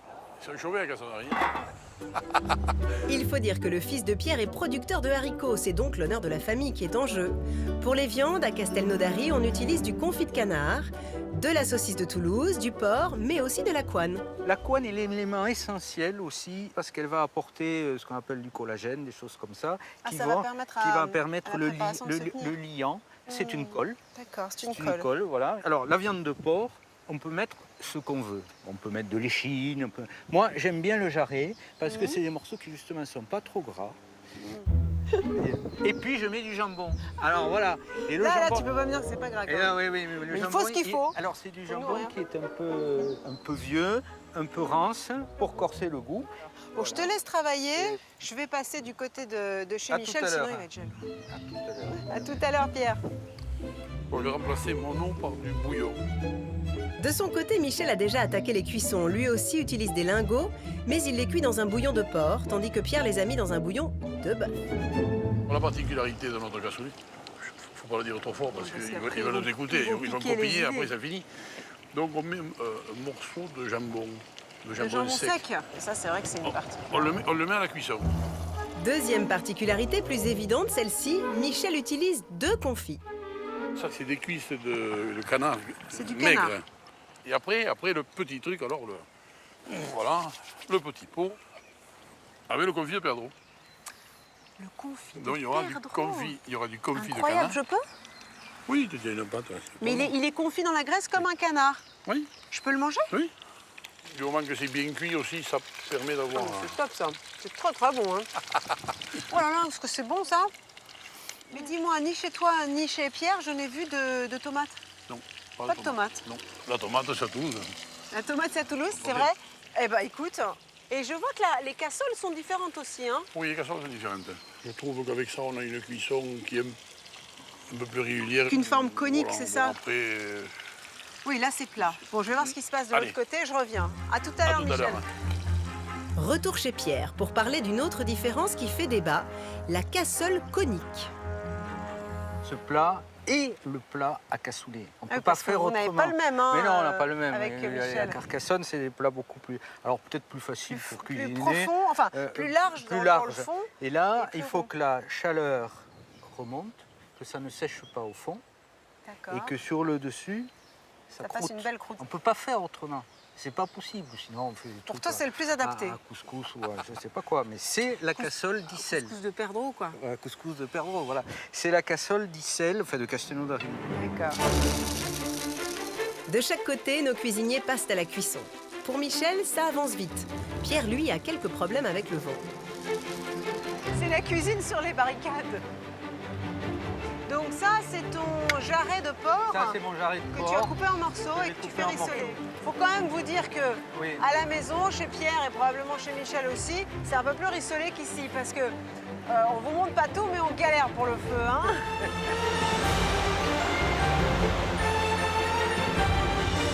L'écluse se vide et se remplit au rythme des bateaux qui passent. Inscrit au patrimoine mondial de l'UNESCO, le canal du Midi, qui relie l'Atlantique via la Garonne à la Méditerranée, voit passer chaque année entre 7 et 10 000 embarcations touristiques sur ses écluses. Tu veux que je mette les cuisses de Et là, on confit va mettre les cuisses de confit en les prenant par la... Et oui, par le manchon. Voilà, et en faisant côté peau d'abord. Côté peau. Voilà. Ah ben on n'a pas fini, on aimerait bien vous nourrir, mais on n'a pas fini. En fait, on va ouvrir une guinguette, je crois. C'est une bonne idée. Tu cuisines ou tu parles aux gens? Ah bah attends, je ne vais pas quand même les ignorer, on discute. Pierre a raison, restons concentrés. Le cassoulet est une chose sérieuse et précise. Michel, qui prend de l'avance avec un feu qui marche, en profite même pour charrier son adversaire. Julie, Pour prendre les haricots. Oui, moi, si on veut manger, c'est prêt. c'est prêt chez toi? Ouais. On est en train de monter le cassoulet, j'arrive. D'accord. Il doit grogner à sa barbe. Pierre monte son cassoulet, une couche de haricots, une couche de viande, un peu de jambon haché, jusqu'en haut, sans oublier de goûter. Le cassoulet est à l'origine de beaucoup d'expressions. En remettre une couche, casser la croûte. Casser la croûte. Et termine par son confit de canard qui marque la fin du dressage. Et on met comme ça parce que c'est joli et c'est un peu fun, et l'os qui sort. Voilà. D'accord, tu décores. Voilà. Et après, Et on met le bouillon. le bouillon. Ça mouille. Oui, parce que là, le haricot, il est à mi-cuit finalement. Oui. Il va achever sa cuisson maintenant. Et là, il va finir sa cuisson. Bon, je te laisse le mettre au four. D'accord. Et je vais voir Michel. À tout Bon, à l'heure. à Merci tout à l'heure. Pierre. Alors, qu'est-ce qui se passe ici? Allez, on le monte ce Voilà, cassoulet allez, on y va. Ça, je vais l'arrêter. dans cette cassole qui est finalement tellement adaptée à la cuisson du cassoulet. Tellement mieux que la cassole conique. T'es d'accord? Pour moi, oui. Toi, tu montes pas en couche alors. Tu mets d'abord la viande et après les haricots. C'est-à-dire que quand on le remue ensuite, pour incorporer la peau qui est croustillante, la réaliger comme il faut, ça ne sert à rien. Quoi. Ça va se mélanger naturellement. Ça se mélanger. Et je n'apporte le confit qu'entre les deux derniers tours. Ah d'accord, tu mets pas le confit tout de suite. Bah non, parce que le confit, il n'a pas besoin de cuisson. On le détruit. Et cela dit, ce qui est étonnant quand même, c'est que vous faites vraiment deux versions très différentes d'un même plat. Hein. Ben oui, mais bon, ils n'ont pas l'habitude, ils sont jeunes. C'est la culture. Ils sont jeunes. On m'a dit que c'est qui cuisinait pas, lui, c'est sa femme qui faisait tout. Elle a appris la recette hier soir. balance. Elle a appris la recette hier soir, il paraît. Allez, j'y vais. Nos deux plats terminés, on met tout cela au four. Pour Michel, ce sera 2 heures à four chaud 180 degrés. Pour Pierre, 5 heures à basse température. Finalement, ils font pas du tout la même recette. Alors d'un côté, il y a le jarret, de l'autre, il y a les travers, là, il y a le perdreau. Ici, on n'a pas le perdreau. La cuisson est au contraire assez vive et on blanchit les haricots, alors qu'ici, on les blanchit pas et on cuit très lentement.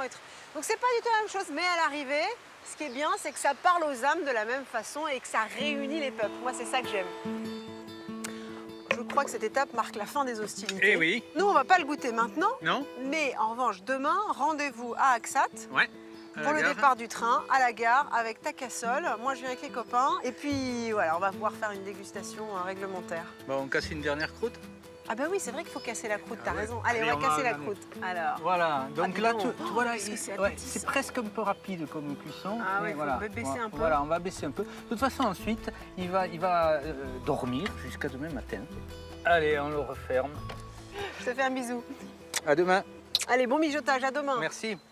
Salut Michel. Bye bye, à Julie. demain, merci. À demain, okay.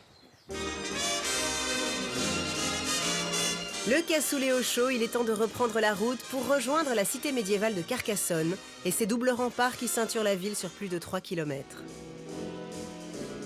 Une ville médiévale unique au monde, traversée elle aussi par le canal du Midi.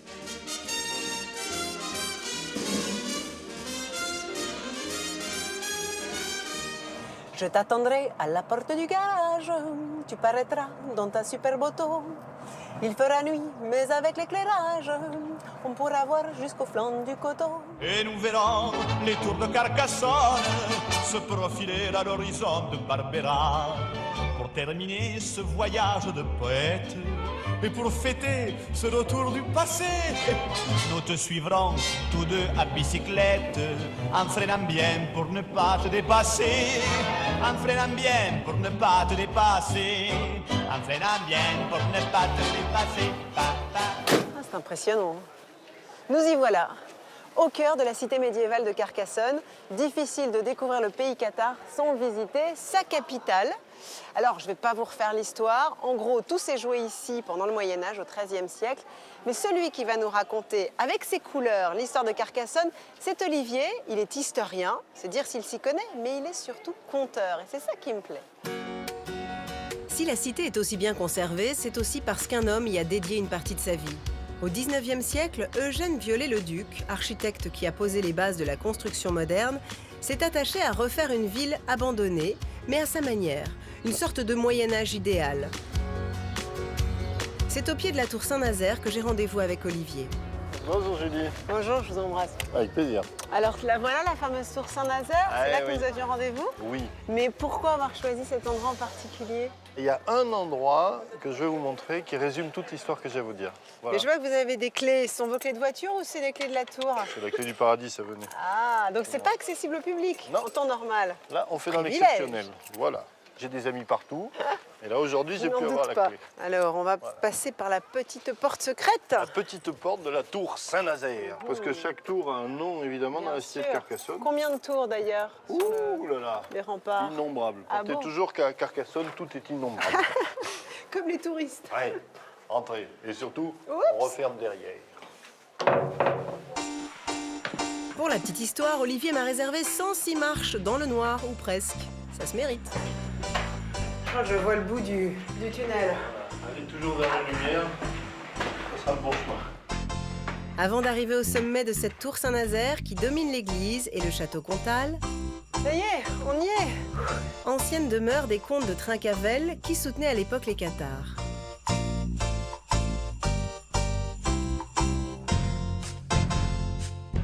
Expliquez-moi, là nous sommes dans une tour de garde. Oui. C'est un point stratégique, c'est pour ça que vous avez voulu qu'on monte ici? Oui, mais symboliquement stratégique. Venez, je vais vous montrer parce que tout se joue entre deux créneaux. Ah, alors là, pas mal, hein? c'est l'endroit clé. Oui, pour moi, oui. Vous voyez là-bas à droite, Ouais. on a la vieille ville. On a le petit peuple qui est aggloméré au pied de la puissante forteresse qu'on a là-bas, qui est le château Comtal. Oui, devant lequel je suis passée tout à l'heure. Absolument. Essayez d'imaginer qu'on est au XIIe siècle à peu près. Eh bien, le petit peuple qui est là cherche à retrouver ses origines chrétiennes. Voilà. Il y a une volonté de retour aux sources. C'est ça qui va créer le mouvement des Cathares. Les Cathares sont des chrétiens.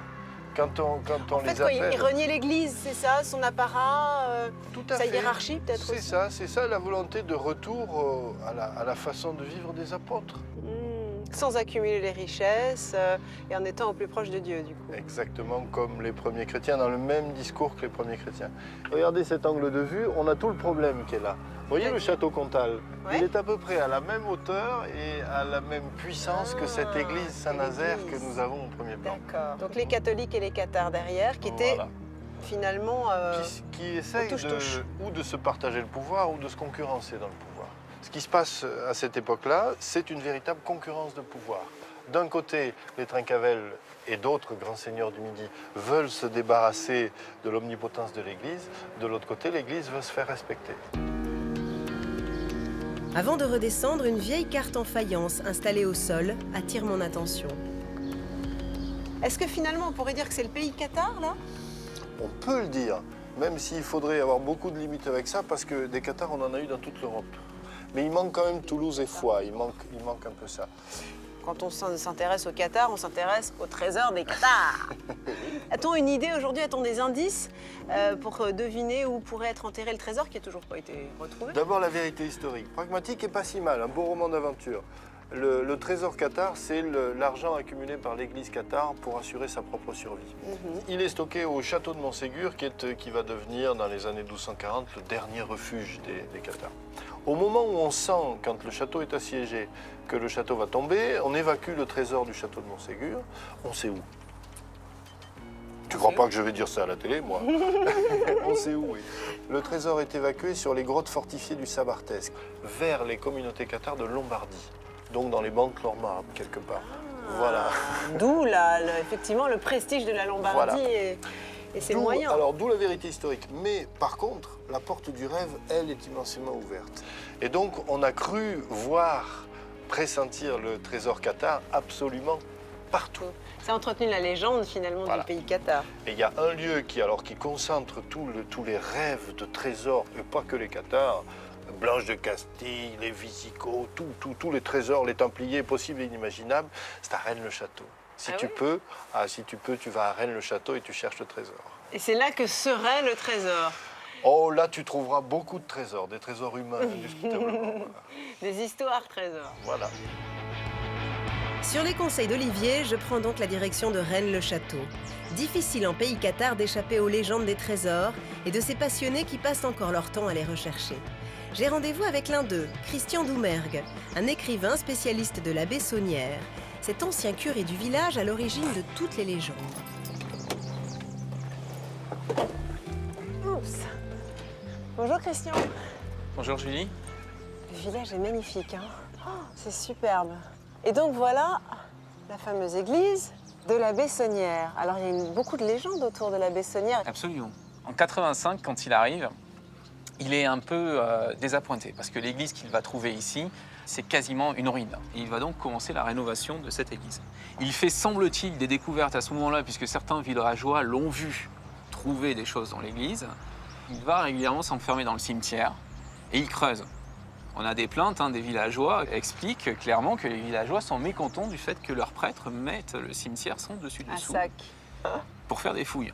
J'ai cru comprendre que Dan Brown s'était inspiré de Rennes-le-Château et de son trésor pour écrire Da Vinci Code, c'est vrai? Absolument. Alors, il ne fait pas venir ses personnages à Rennes-le-Château, mais par contre, il fait des tas de clins d'œil à l'affaire de Rennes-le-Château.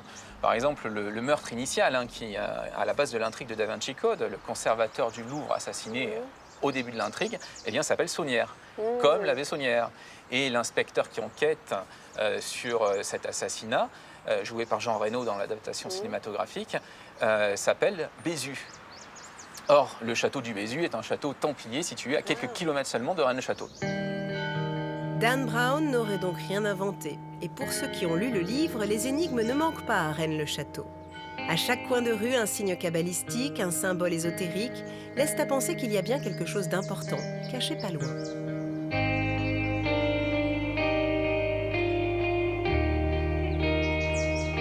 Le panorama est exceptionnel d'ici. Hein. Oui. Ça, c'est du concret. Ça, c'est pas Voilà. une légende. Absolument. Tu vois, moi, ça me suffit, ça, pour être mystique. Hein. J'ai pas besoin de jeu de trésor. Alors, à propos de paysage, on va tous se réunir à Aksat. On va prendre le train du pays Qatar. Tu le connais? Très bien. Chacun va apporter ses légendes, ses trésors, mais parfois gastronomiques aussi. Et j'aimerais bien que tu sois là. Parce que je pense que tout ce que tu viens de nous raconter peut créer le débat. D'accord, très bien, très bien. Il y aura les partisans, il y aura peut-être les détracteurs, mais en tout cas, ça ne laisse personne indifférent. Ah ben, j'accepte avec grand plaisir. Ah, c'est gentil. Merci.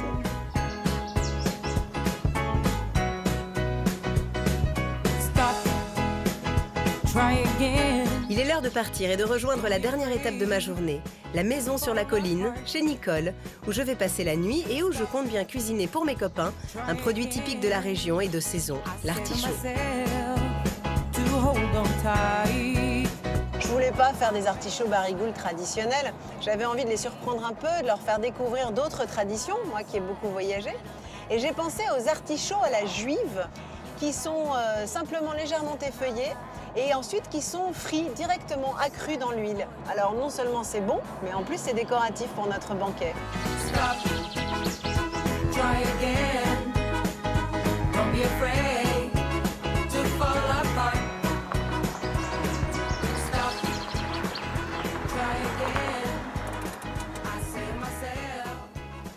Bonjour Nicole. Bonjour Julie. Bienvenue chez moi, je suis heureuse de vous accueillir. Ah ouais, en plus, la situation est idéale parce qu'on est dans la nature et on a Carcassonne en face, la belle cité en face. On est à 1 km 500-800 de Carcassonne. Beaucoup de clients le font à pied. Alors moi, j'avais envie de cuisiner quelque chose, enfin chez vous si ça vous ennuie pas. Oui. Parce que demain, j'organise un banquet et il faudrait que j'apporte un plat quand même que je contribue. Oui. Et ça me ferait plaisir de pouvoir le faire chez vous. Aucun problème. Ouais, c'est Oui, jouable? oui, oui. Regardez, j'ai des beaux petits artichauts. Ah, ils sont beaux. Hein. Et j'ai de l'ail des ours. Vous connaissez? Non, je ne connais pas. Ah, c'est de l'ail sauvage en fait. Voilà. Allez, je monte avec vous. Allez. Montrez-moi le chemin.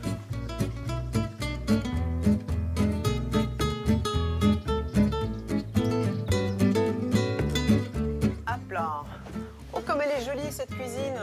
Superbe. Ah, je suis bien. aussi contente de poser mon panier. Tiens. Il est lourd ce panier. Il est lourd. Bah, il y a de quoi faire, hein. On va être nombreux. Hein. Le temps de me mettre à l'aise et Nicole me prête sa jolie cuisine dans laquelle il y a même une friteuse. Ici, j'ai appris qu'il y avait beaucoup d'artichauts quand même. Hein. Oui, on a une recette d'artichaut au foie sec qui est typique. Au foie de porc. Ah oui, c'est ça, le foie de porc séché. J'avais goûté ça dans le Tarn. En principe, à Pâques, on fait la salade aux artichauts, l'omelette et l'agneau. Mais là, l'idée était de faire une recette un peu surprenante. Et j'ai le souvenir de ce qu'on appelle les artichauts à la juive, parce que c'est une recette qui a été, paraît-il, il y a très longtemps, mise au point par la communauté juive de Rome. Et ce sont des petits artichauts comme cela, des petits violets, qui sont simplement frits. Une recette toute simple, où l'on commence par enlever les premières feuilles et éplucher la tige de l'artichaut. Alors là, je vais l'ouvrir un peu pour que du coup, il fasse une belle fleur. Mais d'ailleurs, c'est une fleur. Et oui, c'est ça. C'est un capitule, mais qui n'est pas ouvert. Je vais tenter le coup. Et ça fait longtemps que j'ai pas fait ça. Hein. Déjà, c'est joli, regardez. Ça pourrait presque décorer notre table. Hein. Alors, je peux utiliser ça. J'ai vu une petite brochette, là. Ça va m'être très utile. Est-ce que l'huile est à température? J'en sais rien. On va voir. Ah, c'est pas mal. Pas mal. C'est pas mal. Attention aux éclaboussures. Ouais, je vais peut-être baisser un peu. Là, on va démarrer à 160, ça ira. Moi, j'aime bien les recettes un peu magiques. Vous savez, où ça se transforme sans vraiment qu'on sache comment. C'est super, ça. Et alors, comment on le mange? Je pensais faire un petit pistou d'ail des ours, tout simplement, parce qu'il y a des amandes dans la région aussi. Oui, oui, oui. Et donc, je vais rajouter un peu de parmesan, d'huile d'olive. Bon, alors, au bout de 5-6 minutes, je vais lâcher la tige, d'autant plus que sinon, elle va s'oxyder. Et normalement, ça va cuire, hop, de l'autre côté, voilà. C'est magique. Après ce premier essai, je décide de garder les tiges pour une présentation en bouquet. On n'oublie pas de couper la pointe. Eh oui, parce que les pointes des artichauts, elles sont quand même un peu coriaces sous la dent. Et l'on renouvelle l'opération sur tous les artichauts. Regardez un peu. Ah, c'est magnifique. C'est quand même assez chouette, non? Oh, c'est magnifique, oui. C'est quand même plus chic que les cacahuètes à l'apéro. Ah oui. Alors évidemment, il faut les égoutter tête en bas pour que le maximum d'huile s'évacue. Oui, parce que sinon, trop d'huile, c'est pas bon. Pour le pistou d'ail des ours, je commence par peser 100 grammes de jolies feuilles d'ail sauvage. Et ça, en plus, c'est très bon pour la santé. C'est dépuratif, il paraît que ça fait baisser la tension. Et c'est plein de vitamine C. Hop là. Les feuilles ciselées, elles sont ensuite passées au mixeur avec un soupçon d'huile d'olive. Ouais, on va commencer comme ça, on va voir si ça prend. Et 50 grammes de parmesan en poudre ainsi que la même quantité de poudre d'amande. Et la poudre d'amande qui fera office de pignon.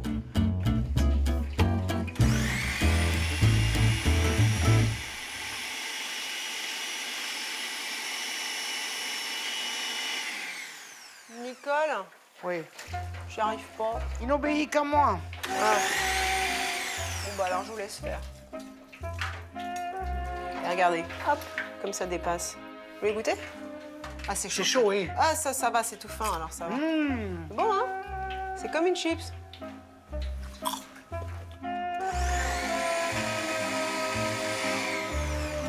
Voilà. Super. Merci. Ah, c'est bien ça. Et si on veut faire une recette 100% santé, on utilise de l'huile de colza. Elle a moins de goût que l'huile d'olive, mais elle est très riche en antioxydants. C'est de l'ail. C'est fou, hein? Ah oui, c'est mais fou, c'est de hein. l'ail sans l'âcreté de l'ail, tu oui. vois, et sans la persistance en bouche aussi. Ça a un petit côté poivré. Oui, en plus, tu as raison. Et on retrouve l'ail. Reste à dresser en s'arrangeant pour faire une belle assiette. Le pistou dans un bol, on y trempera délicatement nos chips d'artichaut comme on le ferait avec des tortillas et du guacamole. C'est merveilleux. Et grâce à qui? Les deux font la paire, les sœurs jumelles. Oui. Bon, je vais continuer ma cuisson des artichauts. Et après, toi, tu peux aller te coucher, hein, ne t'embête pas. Moi, je vais ranger et puis j'irai faire dodo. Ne te fais pas de soucis. Ça sera très bien comme ça. On se verra demain matin. Bon, allez, je continue. Merci, Nicole. Il y a du boulot. Puis je pense qu'on va prendre une douche après tout ça. Bilan de cette deuxième journée en pays Qatar, 2 recettes de cassoulet que nous dégusterons demain, une belle entrée avec ces artichauts qui devraient surprendre nos convives et un conteur en la personne d'Olivier qui animera les débats de notre banquet.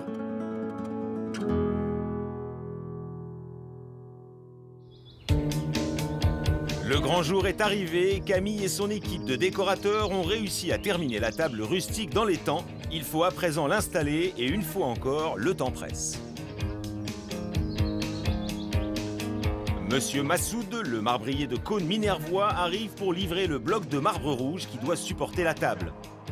Grâce à l'aide précieuse des agents du train du pays Qatar, tout semble se passer sans problème. La grue dépose en douceur les 250 kilos sur la plateforme du train.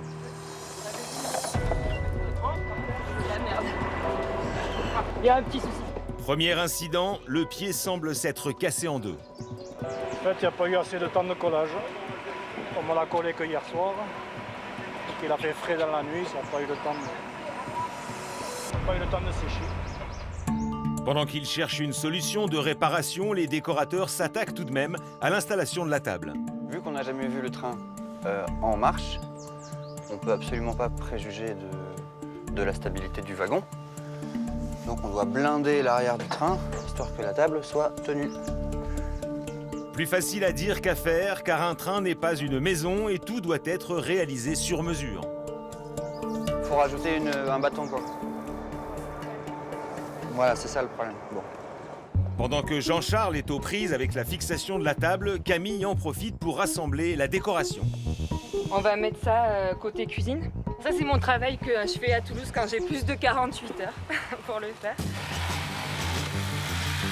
Après quelques ajustements, Jean-Charles parvient à trouver la bonne hauteur pour enfin fixer la table. Il faut également prévoir les fours et plans de cuisson pour le chef qui doit arriver dans quelques minutes et Camille commence à s'inquiéter du retard déjà pris. C'est un peu chaud, on ne sera pas prêt. pour le repas de midi. La table n'est pas encore en place. Sérieux, je pense que c'est super chaud. Quand j'ouvre la trappe à l'arrière... Et les gazinières ne marchent pas. Pour Jean-Charles, un problème résolu laisse la place à un autre. Il n'y a pas d'électricité sur le wagon. Il va donc falloir réussir à brancher les fours à des groupes électrogènes situés sur la motrice, à l'autre bout du train. Insensible à l'inquiétude qui envahit Camille, Jean-Charles ne se laisse pas gagner par le stress dans cette étape délicate. Il est 10h25, ça fait dans 1h30 ça commence les gars. À peine 1h30 pour installer la table auquel il manque le pied de marbre et toute la décoration. Le challenge semble cette fois-ci bien mal engagé. Elle flanche, mais après elle est Alors attends. Ouais, alors la question c'est, est-ce qu'on met le marbre? Fort heureusement, Monsieur Massoud semble avoir trouvé une solution au marbre cassé. Quelques chevilles et une colle ultra rapide devraient suffire. En attendant le séchage, Camille essaye d'avancer sur la décoration. C'est des lampes qui vont venir le long de la grande table centrale pour éclairer le banquet pendant les passages sous le tunnel. Finalement, après bien des efforts, la table peut être installée.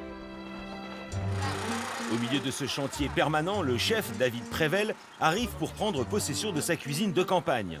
Mais avant de pouvoir cuisiner, il va devoir lui aussi prêter main forte sans perdre sa bonne humeur. Extérieur comme ça, c'est une première. On a fait des pas mal, mais celle-ci, oui. Celle-ci, elle est originale. On va s'en souvenir. C'est plus adaptation que le stress. Le stress, on sait où on va, on sait ce qu'on va faire. Donc, non, c'est l'adaptation, bien s'intégrer par rapport à nos locaux. Nos locaux de plein air hyper ludiques.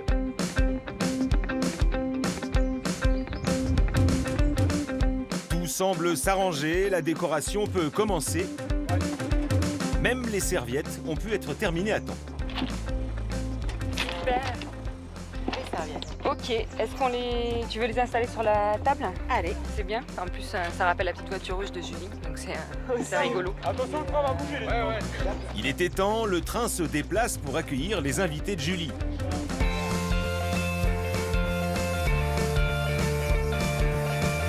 Les premiers arrivés sont Philippe Calas, notre photographe aérien. Bonjour, comment allez-vous? Bien, et vous? Et Christian, le chasseur de trésors.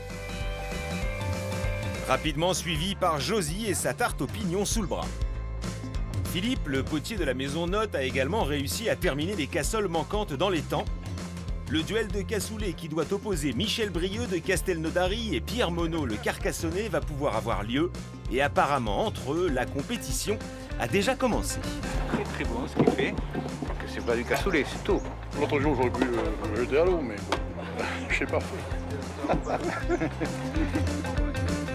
Olivier de Robert, le conteur, lui, n'a rien emmené d'autre que quelques belles histoires du pays à raconter durant le banquet, en dégustant le vin de Nicolas, le vigneron de Fontfroide.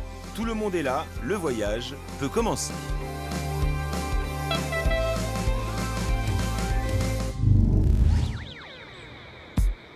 Retour sur la route dans cette haute vallée de l'Aude pour la dernière étape de mon voyage.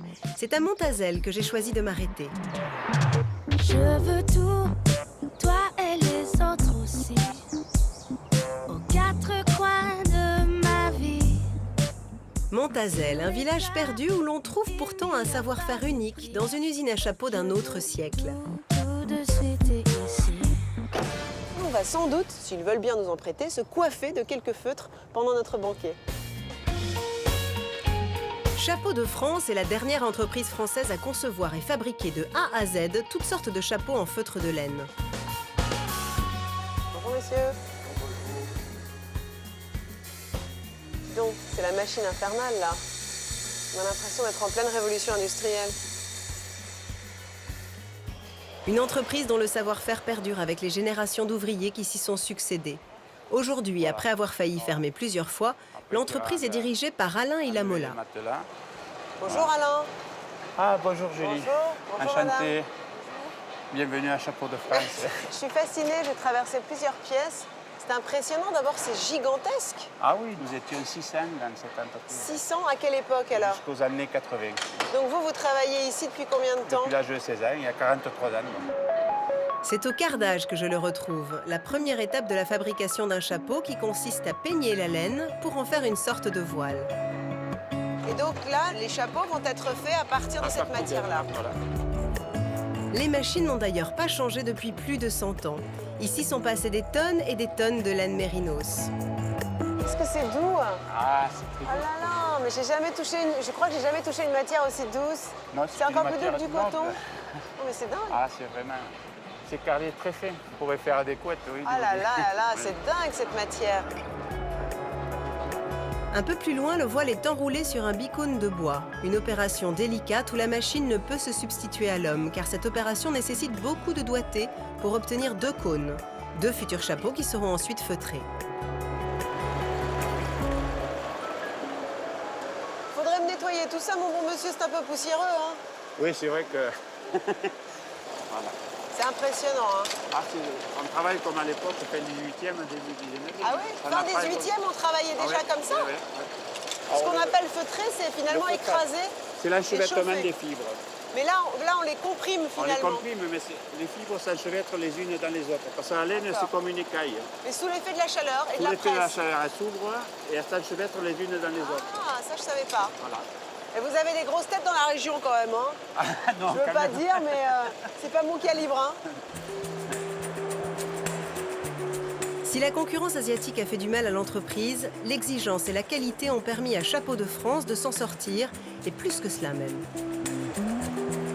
Aujourd'hui, le carnet de commandes est plein jusqu'en 2020, et l'entreprise travaille aussi bien pour les grands couturiers que pour les militaires de plusieurs pays. C'est pour les filles de la marine. Les interarmées pour la marine, armée de l'air et c'est rigide, hein? Ah oui, c'est rigide, oui, tout à fait. C'est pas confort quand même. Je pense qu'il y a encore une étape peut-être, hein, pour le finaliser. Oui, il y a encore des étapes. Ah ben voilà des chapeaux. Et celui-là, par exemple, c'était pour les magiciens? Ça, c'est un chapeau pour les mettre pour la réception dans les hôtels. Oui. La réception dans les hôtels? Mais dans les années 50? Oui, mais après, vous voyez, nous avons le chapeau classique. Voilà, féminin, assez féminin. Vous allez très bien, ce modèle. C'est tout moi, avec l'impair et tout. Parfait. Non. Calot d'hôtesse. Hop. Hop. Voilà. Ça, c'est le bicorne. C'est un peu dans le style polytechnicien. Hein. Je suis ravie de savoir que j'ai une plus grosse tête qu'un polytechnicien. Ça me va pas du tout. À moins que ça se mette comme ça. Surtout en colonne, voilà. Oui, c'est sûr. Vous avez le Napoléon. C'est discret dans la rue. Des jours. On ne passe pas inaperçu. En même temps, on vous fait de la place dans le bus, hein, comme ça. D'accord. Oui, on a fait tous les chapeaux d'époque pour le bicentenaire de la Révolution. On a réalisé. Ah, j'aime bien celui-là. Oui, c'est un nouveau modèle que nous avons fait. Ah bah c'est ça. Moi, je suis toujours à la pointe de la mode. Très bien. Non, alors celui-là me plaît bien, mais j'aime tous les autres aussi. Est-ce que tu penses que je pourrais t'en embarquer une petite quinzaine? Merci, avec plaisir. C'est vrai? Ah oui. Je te les rends. Ça me fait vraiment plaisir de...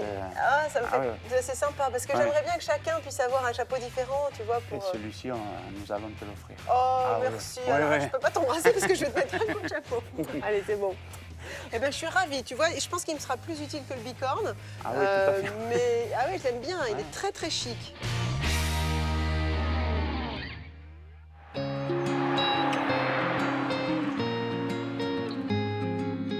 C'est avec mes couvre-chefs que je reprends le volant pour rejoindre enfin notre banquet. 35 km me séparent d'Axat, où j'ai rendez-vous avec tous nos amis rencontrés lors de ce voyage, en espérant que Philippe et Camille aient réussi leur pari de ce déjeuner itinérant. I lose some sales and my boss won't be happy, but I can't stop listening to the sound. J'en profite pour passer par les gorges de la Pierre Lisse, qui sont absolument magnifiques. C'est un peu un hasard pour tout vous dire, on longe l'Aude. C'est vraiment à l'image du pays, très sauvage, très peu construit. Pour moi, c'est une découverte, cette région. Mais c'est une heureuse découverte, j'y reviendrai. On a l'impression d'être au bout du monde. C'est vrai que c'est un pays qui est un peu aride, qui est un peu rude, de par son climat notamment. C'est difficilement accessible. Une fois qu'on y est, on est vraiment dans la poésie. On est coupé du monde. We're home.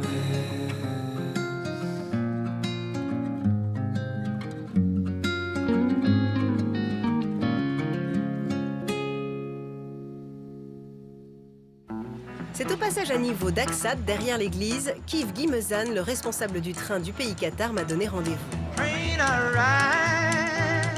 Arrivé pile à l'heure, je n'ai pas longtemps à attendre avant de voir se profiler notre Micheline sur rail.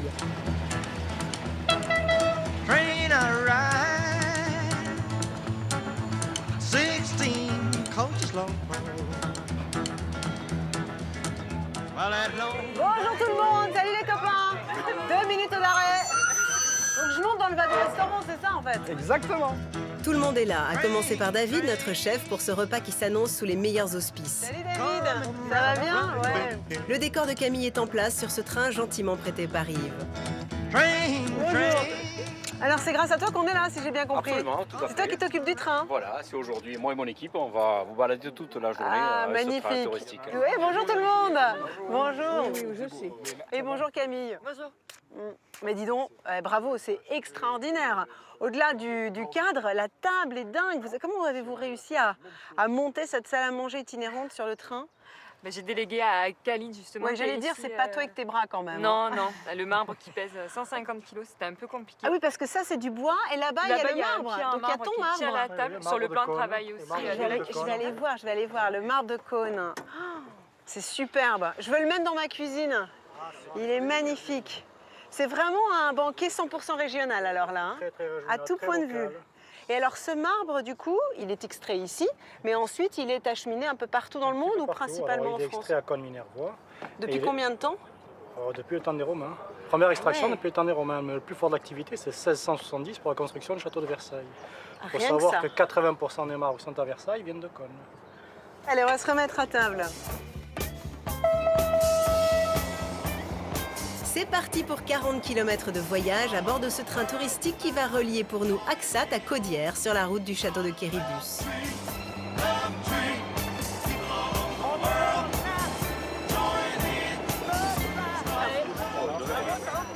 Et à la santé des Audois, des Cathares, voilà, et des gens de goût. Et vous êtes sûr que ça tient là? On verra tout à l'heure. Et on disparaît. En fait, c'est le train hanté, c'est ça? Camille, notre décoratrice, a tout prévu, même les tunnels. La lumière qu'il a fallu installer sur un groupe électrogène fonctionne, donnant à notre voyage un parfum d'aventure. Et c'est mon plat qui ouvre le bal, les artichauts frits au pistou qui, j'espère, vont surprendre mes convives. Pistou à l'ail des ours, tu vois l'ail des ours, c'est ça. Ce sont ces feuilles d'ail sauvage, en fait, on n'utilise pas de gousse. C'est une plante qui pousse naturellement dans les sous-bois et c'est la saison et on l'a mixé avec de l'amande et du parmesan comme pour un pistou et de l'huile d'olive. Super bon. Et ça vous plaît les artichauts? Et donc ça, c'est l'artichaut à la juive. Ah mais il connaît tout lui. Déjà au fourneau, David attaque son plat surprise que l'on dégustera lors de notre deuxième arrêt. Mais cela, c'est pour tout à l'heure. Ah, la juive ou alors on met d'accord. Regardez ce paysage. Oh là là, c'est alors là, franchement, c'est extraordinaire. absolument magnifique. Mais ce qui est dingue, c'est qu'il n'y a pas une maison à la ronde, mais pas une habitation.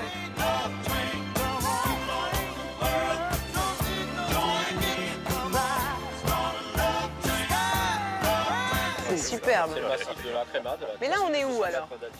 Massif de la Crémade. C'est le contrefort pyrénéen, là on longe en fait les Pyrénées. Ah, très bien. Cette Donc là, voie on ferrée a est... été faite pour relier la Méditerranée à l'Atlantique en passant au plus près des Pyrénées par la Compagnie du Midi en 1900. C'est la question que j'allais te poser. Donc ça a plus d'un siècle. La ligne a plus d'un siècle, oui. Elle a été ouverte en 1902-1904 par morceaux. Et en fait, le parcours dure combien de temps? Alors si on veut faire l'aller-retour Rivesaltes jusqu'à Aksat et retour, il faut compter une demi-journée environ. D'accord, c'est ça. Mais il y a Sinon, plusieurs faut arrêts, s'organiser. donc Ouais. c'est vraiment commenté. C'est spectaculaire. Je dois dire que c'est une jolie salle à manger que vous nous offrez. Hein. Waouh. Voilà, C'est avec pas un moi, brandy le du trompe-l'œil est sud. réussi. Alors ces artichauts à la juive, tu les connaissais toi? Oui. C'est vrai qu'il faut vraiment les faire avec des artichauts très très jeunes, le plus jeune possible. Et une variété particulière, les petits. C'est les poivrades, les violets, oui, que vous avez ici d'ailleurs, ils viennent de la région. Hein. Ici, on mange cru. Et oui, avec le foie salé, c'est ça? Ouais, le foie. Et oui, c'est la spécialité de Carcassonne. Méchant. Non. Je cherche, c'est Michel qui m'en a parlé le premier. Vous avez que les artichauts, nous on a le foie. Oui. Et la recette. Mais oui.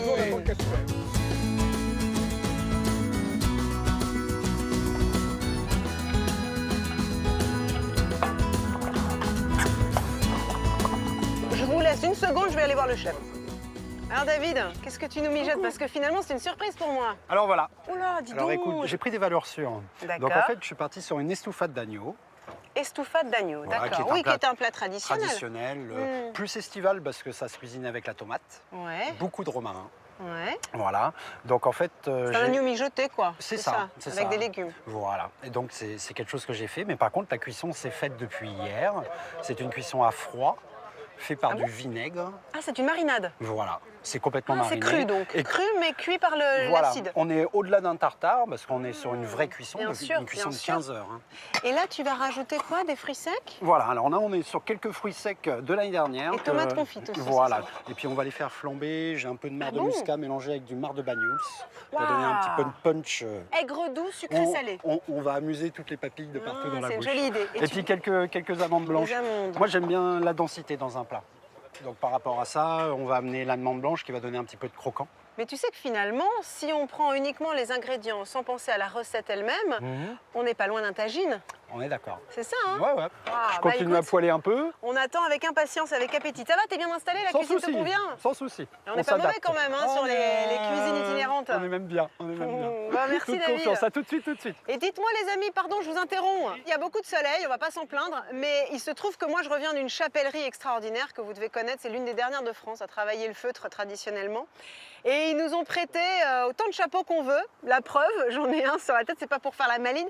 Mais si certains d'entre vous veulent des chapeaux, des couvre-chefs, vous me faites signe. Ouais, preneur, 2, 3, 4, 5, allez, on y va. Bon, je choisis pas en fonction des têtes, hein. Faut accepter ce que je vous donne. Hein. Il y en a pour tous les goûts. Alors, la bonne nouvelle, c'est qu'on a des chapeaux. La mauvaise nouvelle, c'est qu'ils ne sont pas très conventionnels. Donc, je propose le chapeau de magicien pour Christian, qui va nous raconter l'histoire du trésor de Rennes-le-Château. Est-ce que tu voulais un chapeau? Oui, je veux bien. Allez, hop, voilà, pour la casquette. C'est toi qui en voulais un aussi. Je suis désolée, hein, j'ai pas choisi. Ah, mais ça va très bien. Alors, vous êtes priés de les restituer aux propriétaires. Donc, s'il vous plaît, accrochez vos chapeaux, hein, parce qu'il y a du monde dans la région. C'est la madame de fond. Ça te va parfaitement. Il est fait pour toi. Ah non, Michel, moi je propose de couvrir la tête de nous. Ah, c'est parfait. C'est le bibi.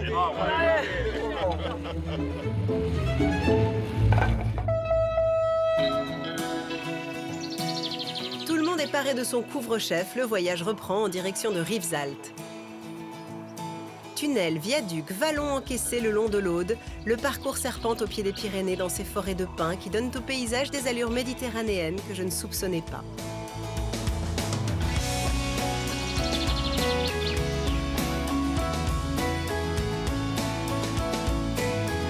Excusez-moi. Oh là là, magnifique. Le petit gâteau d'agneau. Bravo David. Bon appétit. Je vous amène tout le reste. Franchement, là, j'ai honte. J'ai honte. Soyez pas jaloux, il y a encore à manger. C'est le privilège des filles.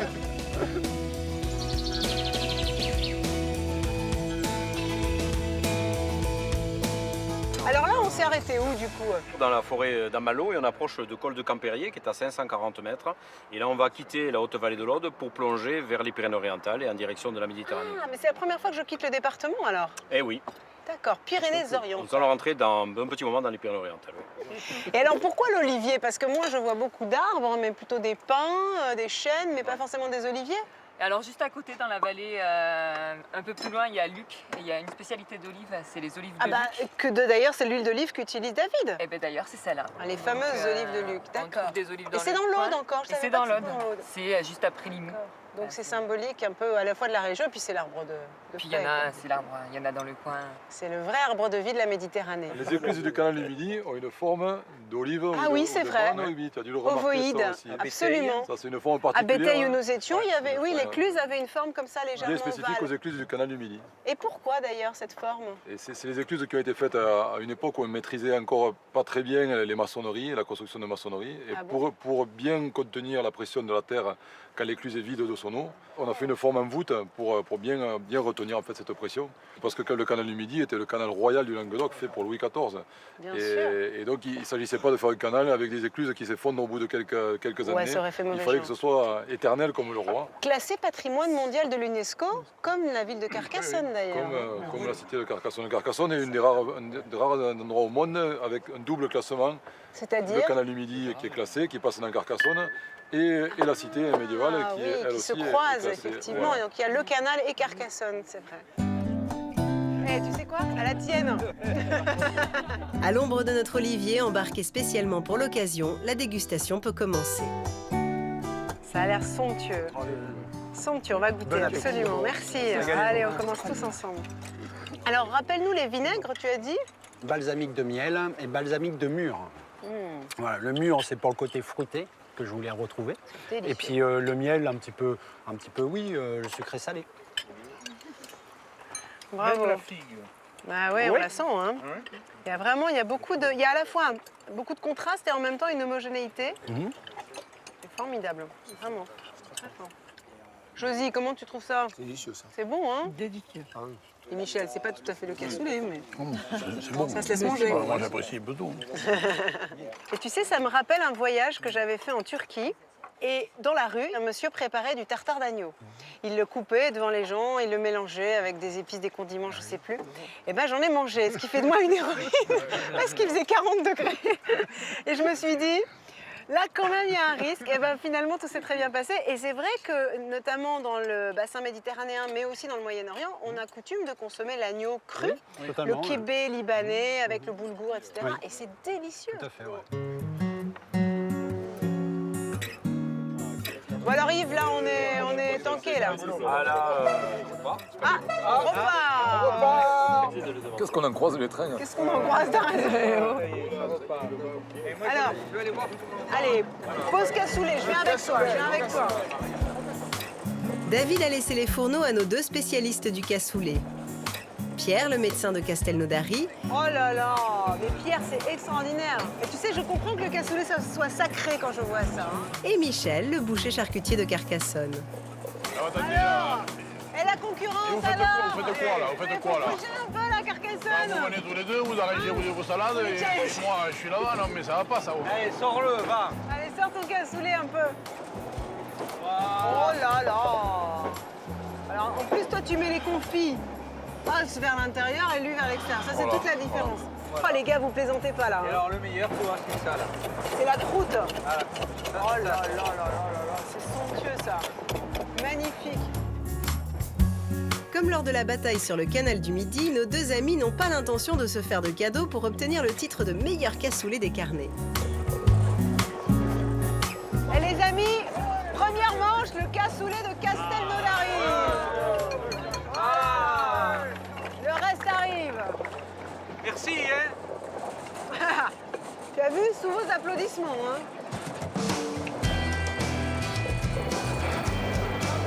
Et hop.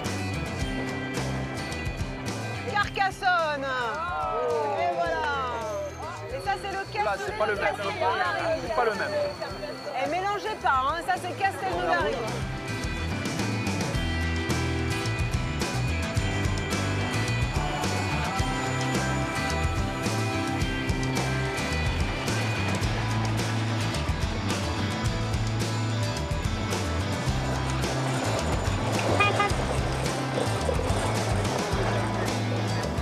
On fait des jaloux là.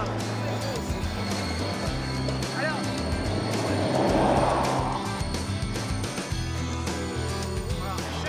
Michel.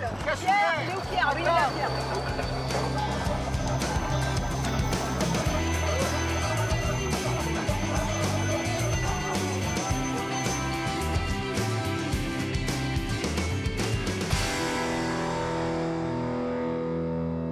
Ah, c'est magnifique. Alors où est-on là? Mais il y a un château d'ailleurs là-haut. Alors nous sommes arrêtés sur le viaduc de la Pradelle, en face de vous le village de la Pradelle et derrière le château de Puylaurens, dont l'intérêt stratégique évident était de surveiller les trois vallées, la vallée de l'Aude, côté Quillan, la vallée côté Pyrénées-Orientales, Saint-Paul-de-Fenouillet, et à l'arrière la vallée de la Boulzonne. Mais ce château, c'est un château cathare, Olivier? C'est un témoignage d'une époque, le château, comme l'église aussi. Il faut plutôt imaginer, quand on pense au Qatar, à des moines errants, quoi. Voilà, c'est ça qu'il faut avoir comme idée, qui vont sur les chemins porter la parole de Dieu, etc.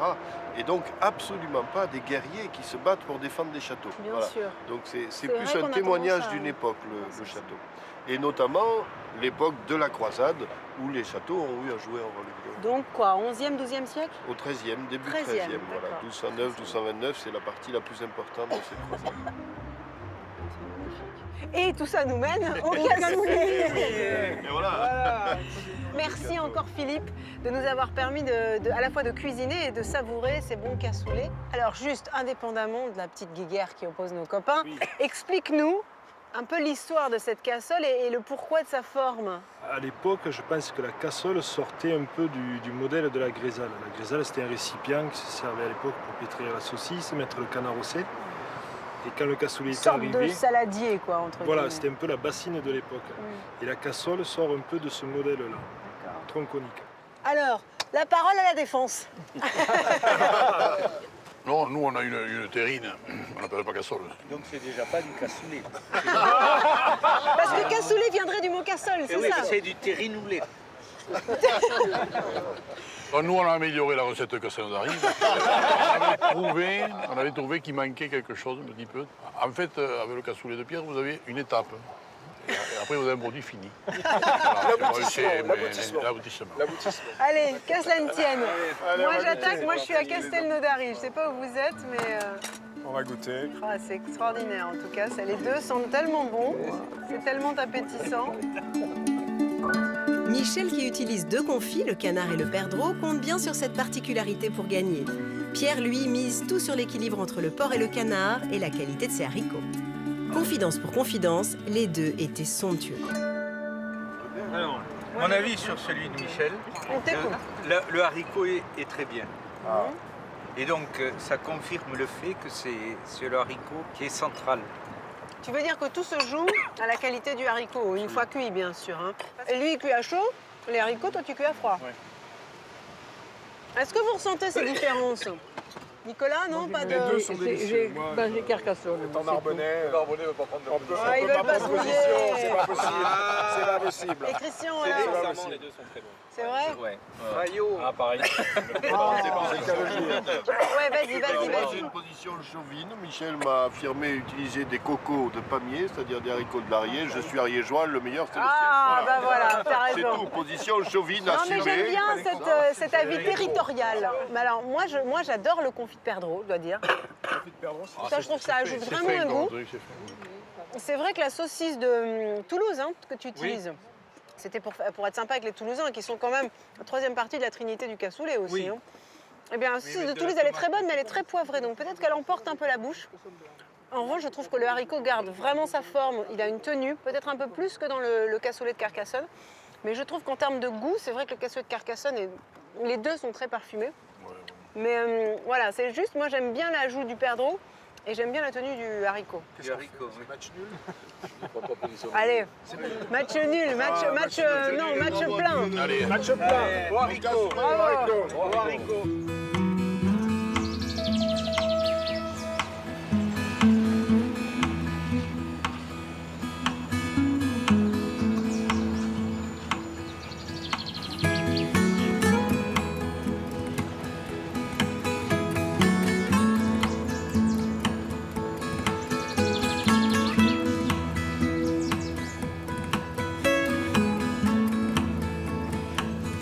Ah, des vignes. Des vignes, regarde. Voilà, des vignes. Ah ouais, quand même. Ça y est, on a vraiment le paysage complet de l'Aude.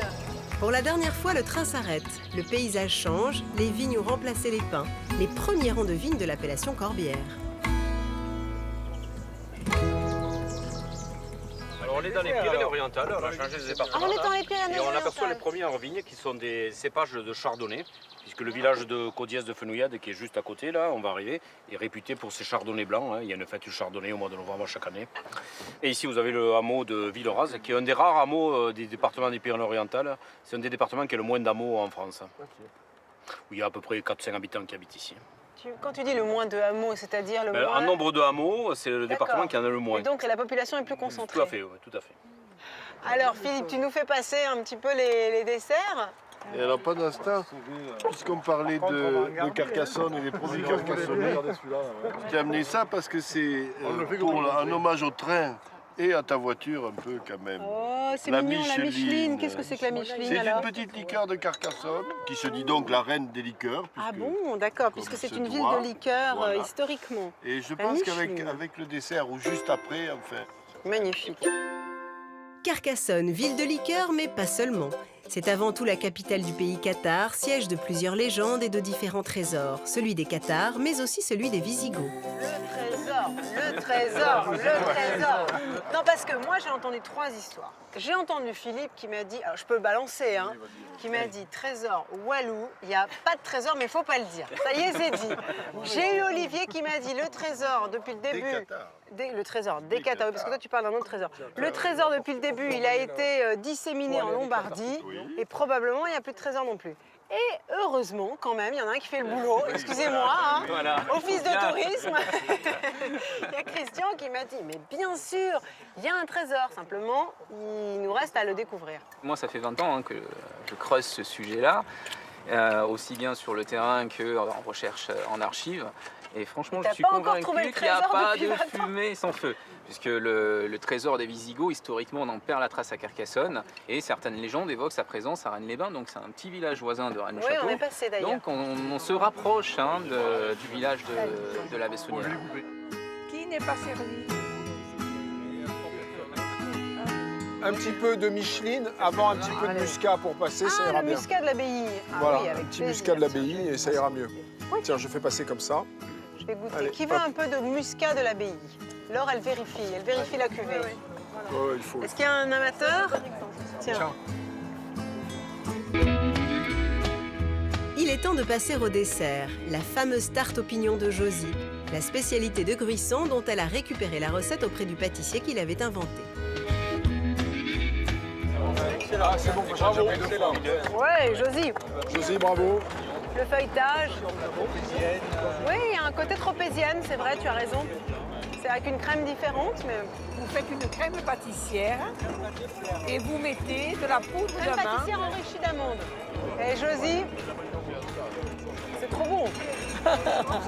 D'ailleurs, Laure, la tarte se marie extrêmement bien avec le muscat, je trouve. Hein, c'est comme quoi il y a une certaine logique de terroir quand même. Même si vous n'êtes pas exactement au bord de la mer, mais il y a vraiment une harmonie naturelle. Après 300 km de route, une semaine de voyage et ce fameux banquet embarqué sur un train, ma première visite en pays Cathare touche à sa fin, comme elle a commencé, sous le soleil et dans la bonne humeur.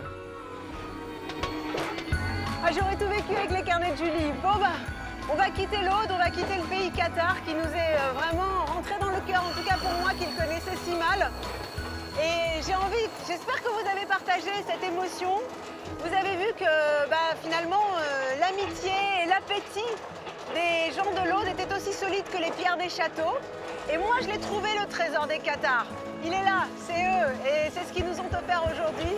J'espère qu'ils vous ont touché comme moi et que vous continuerez de nous suivre. Salut! Hop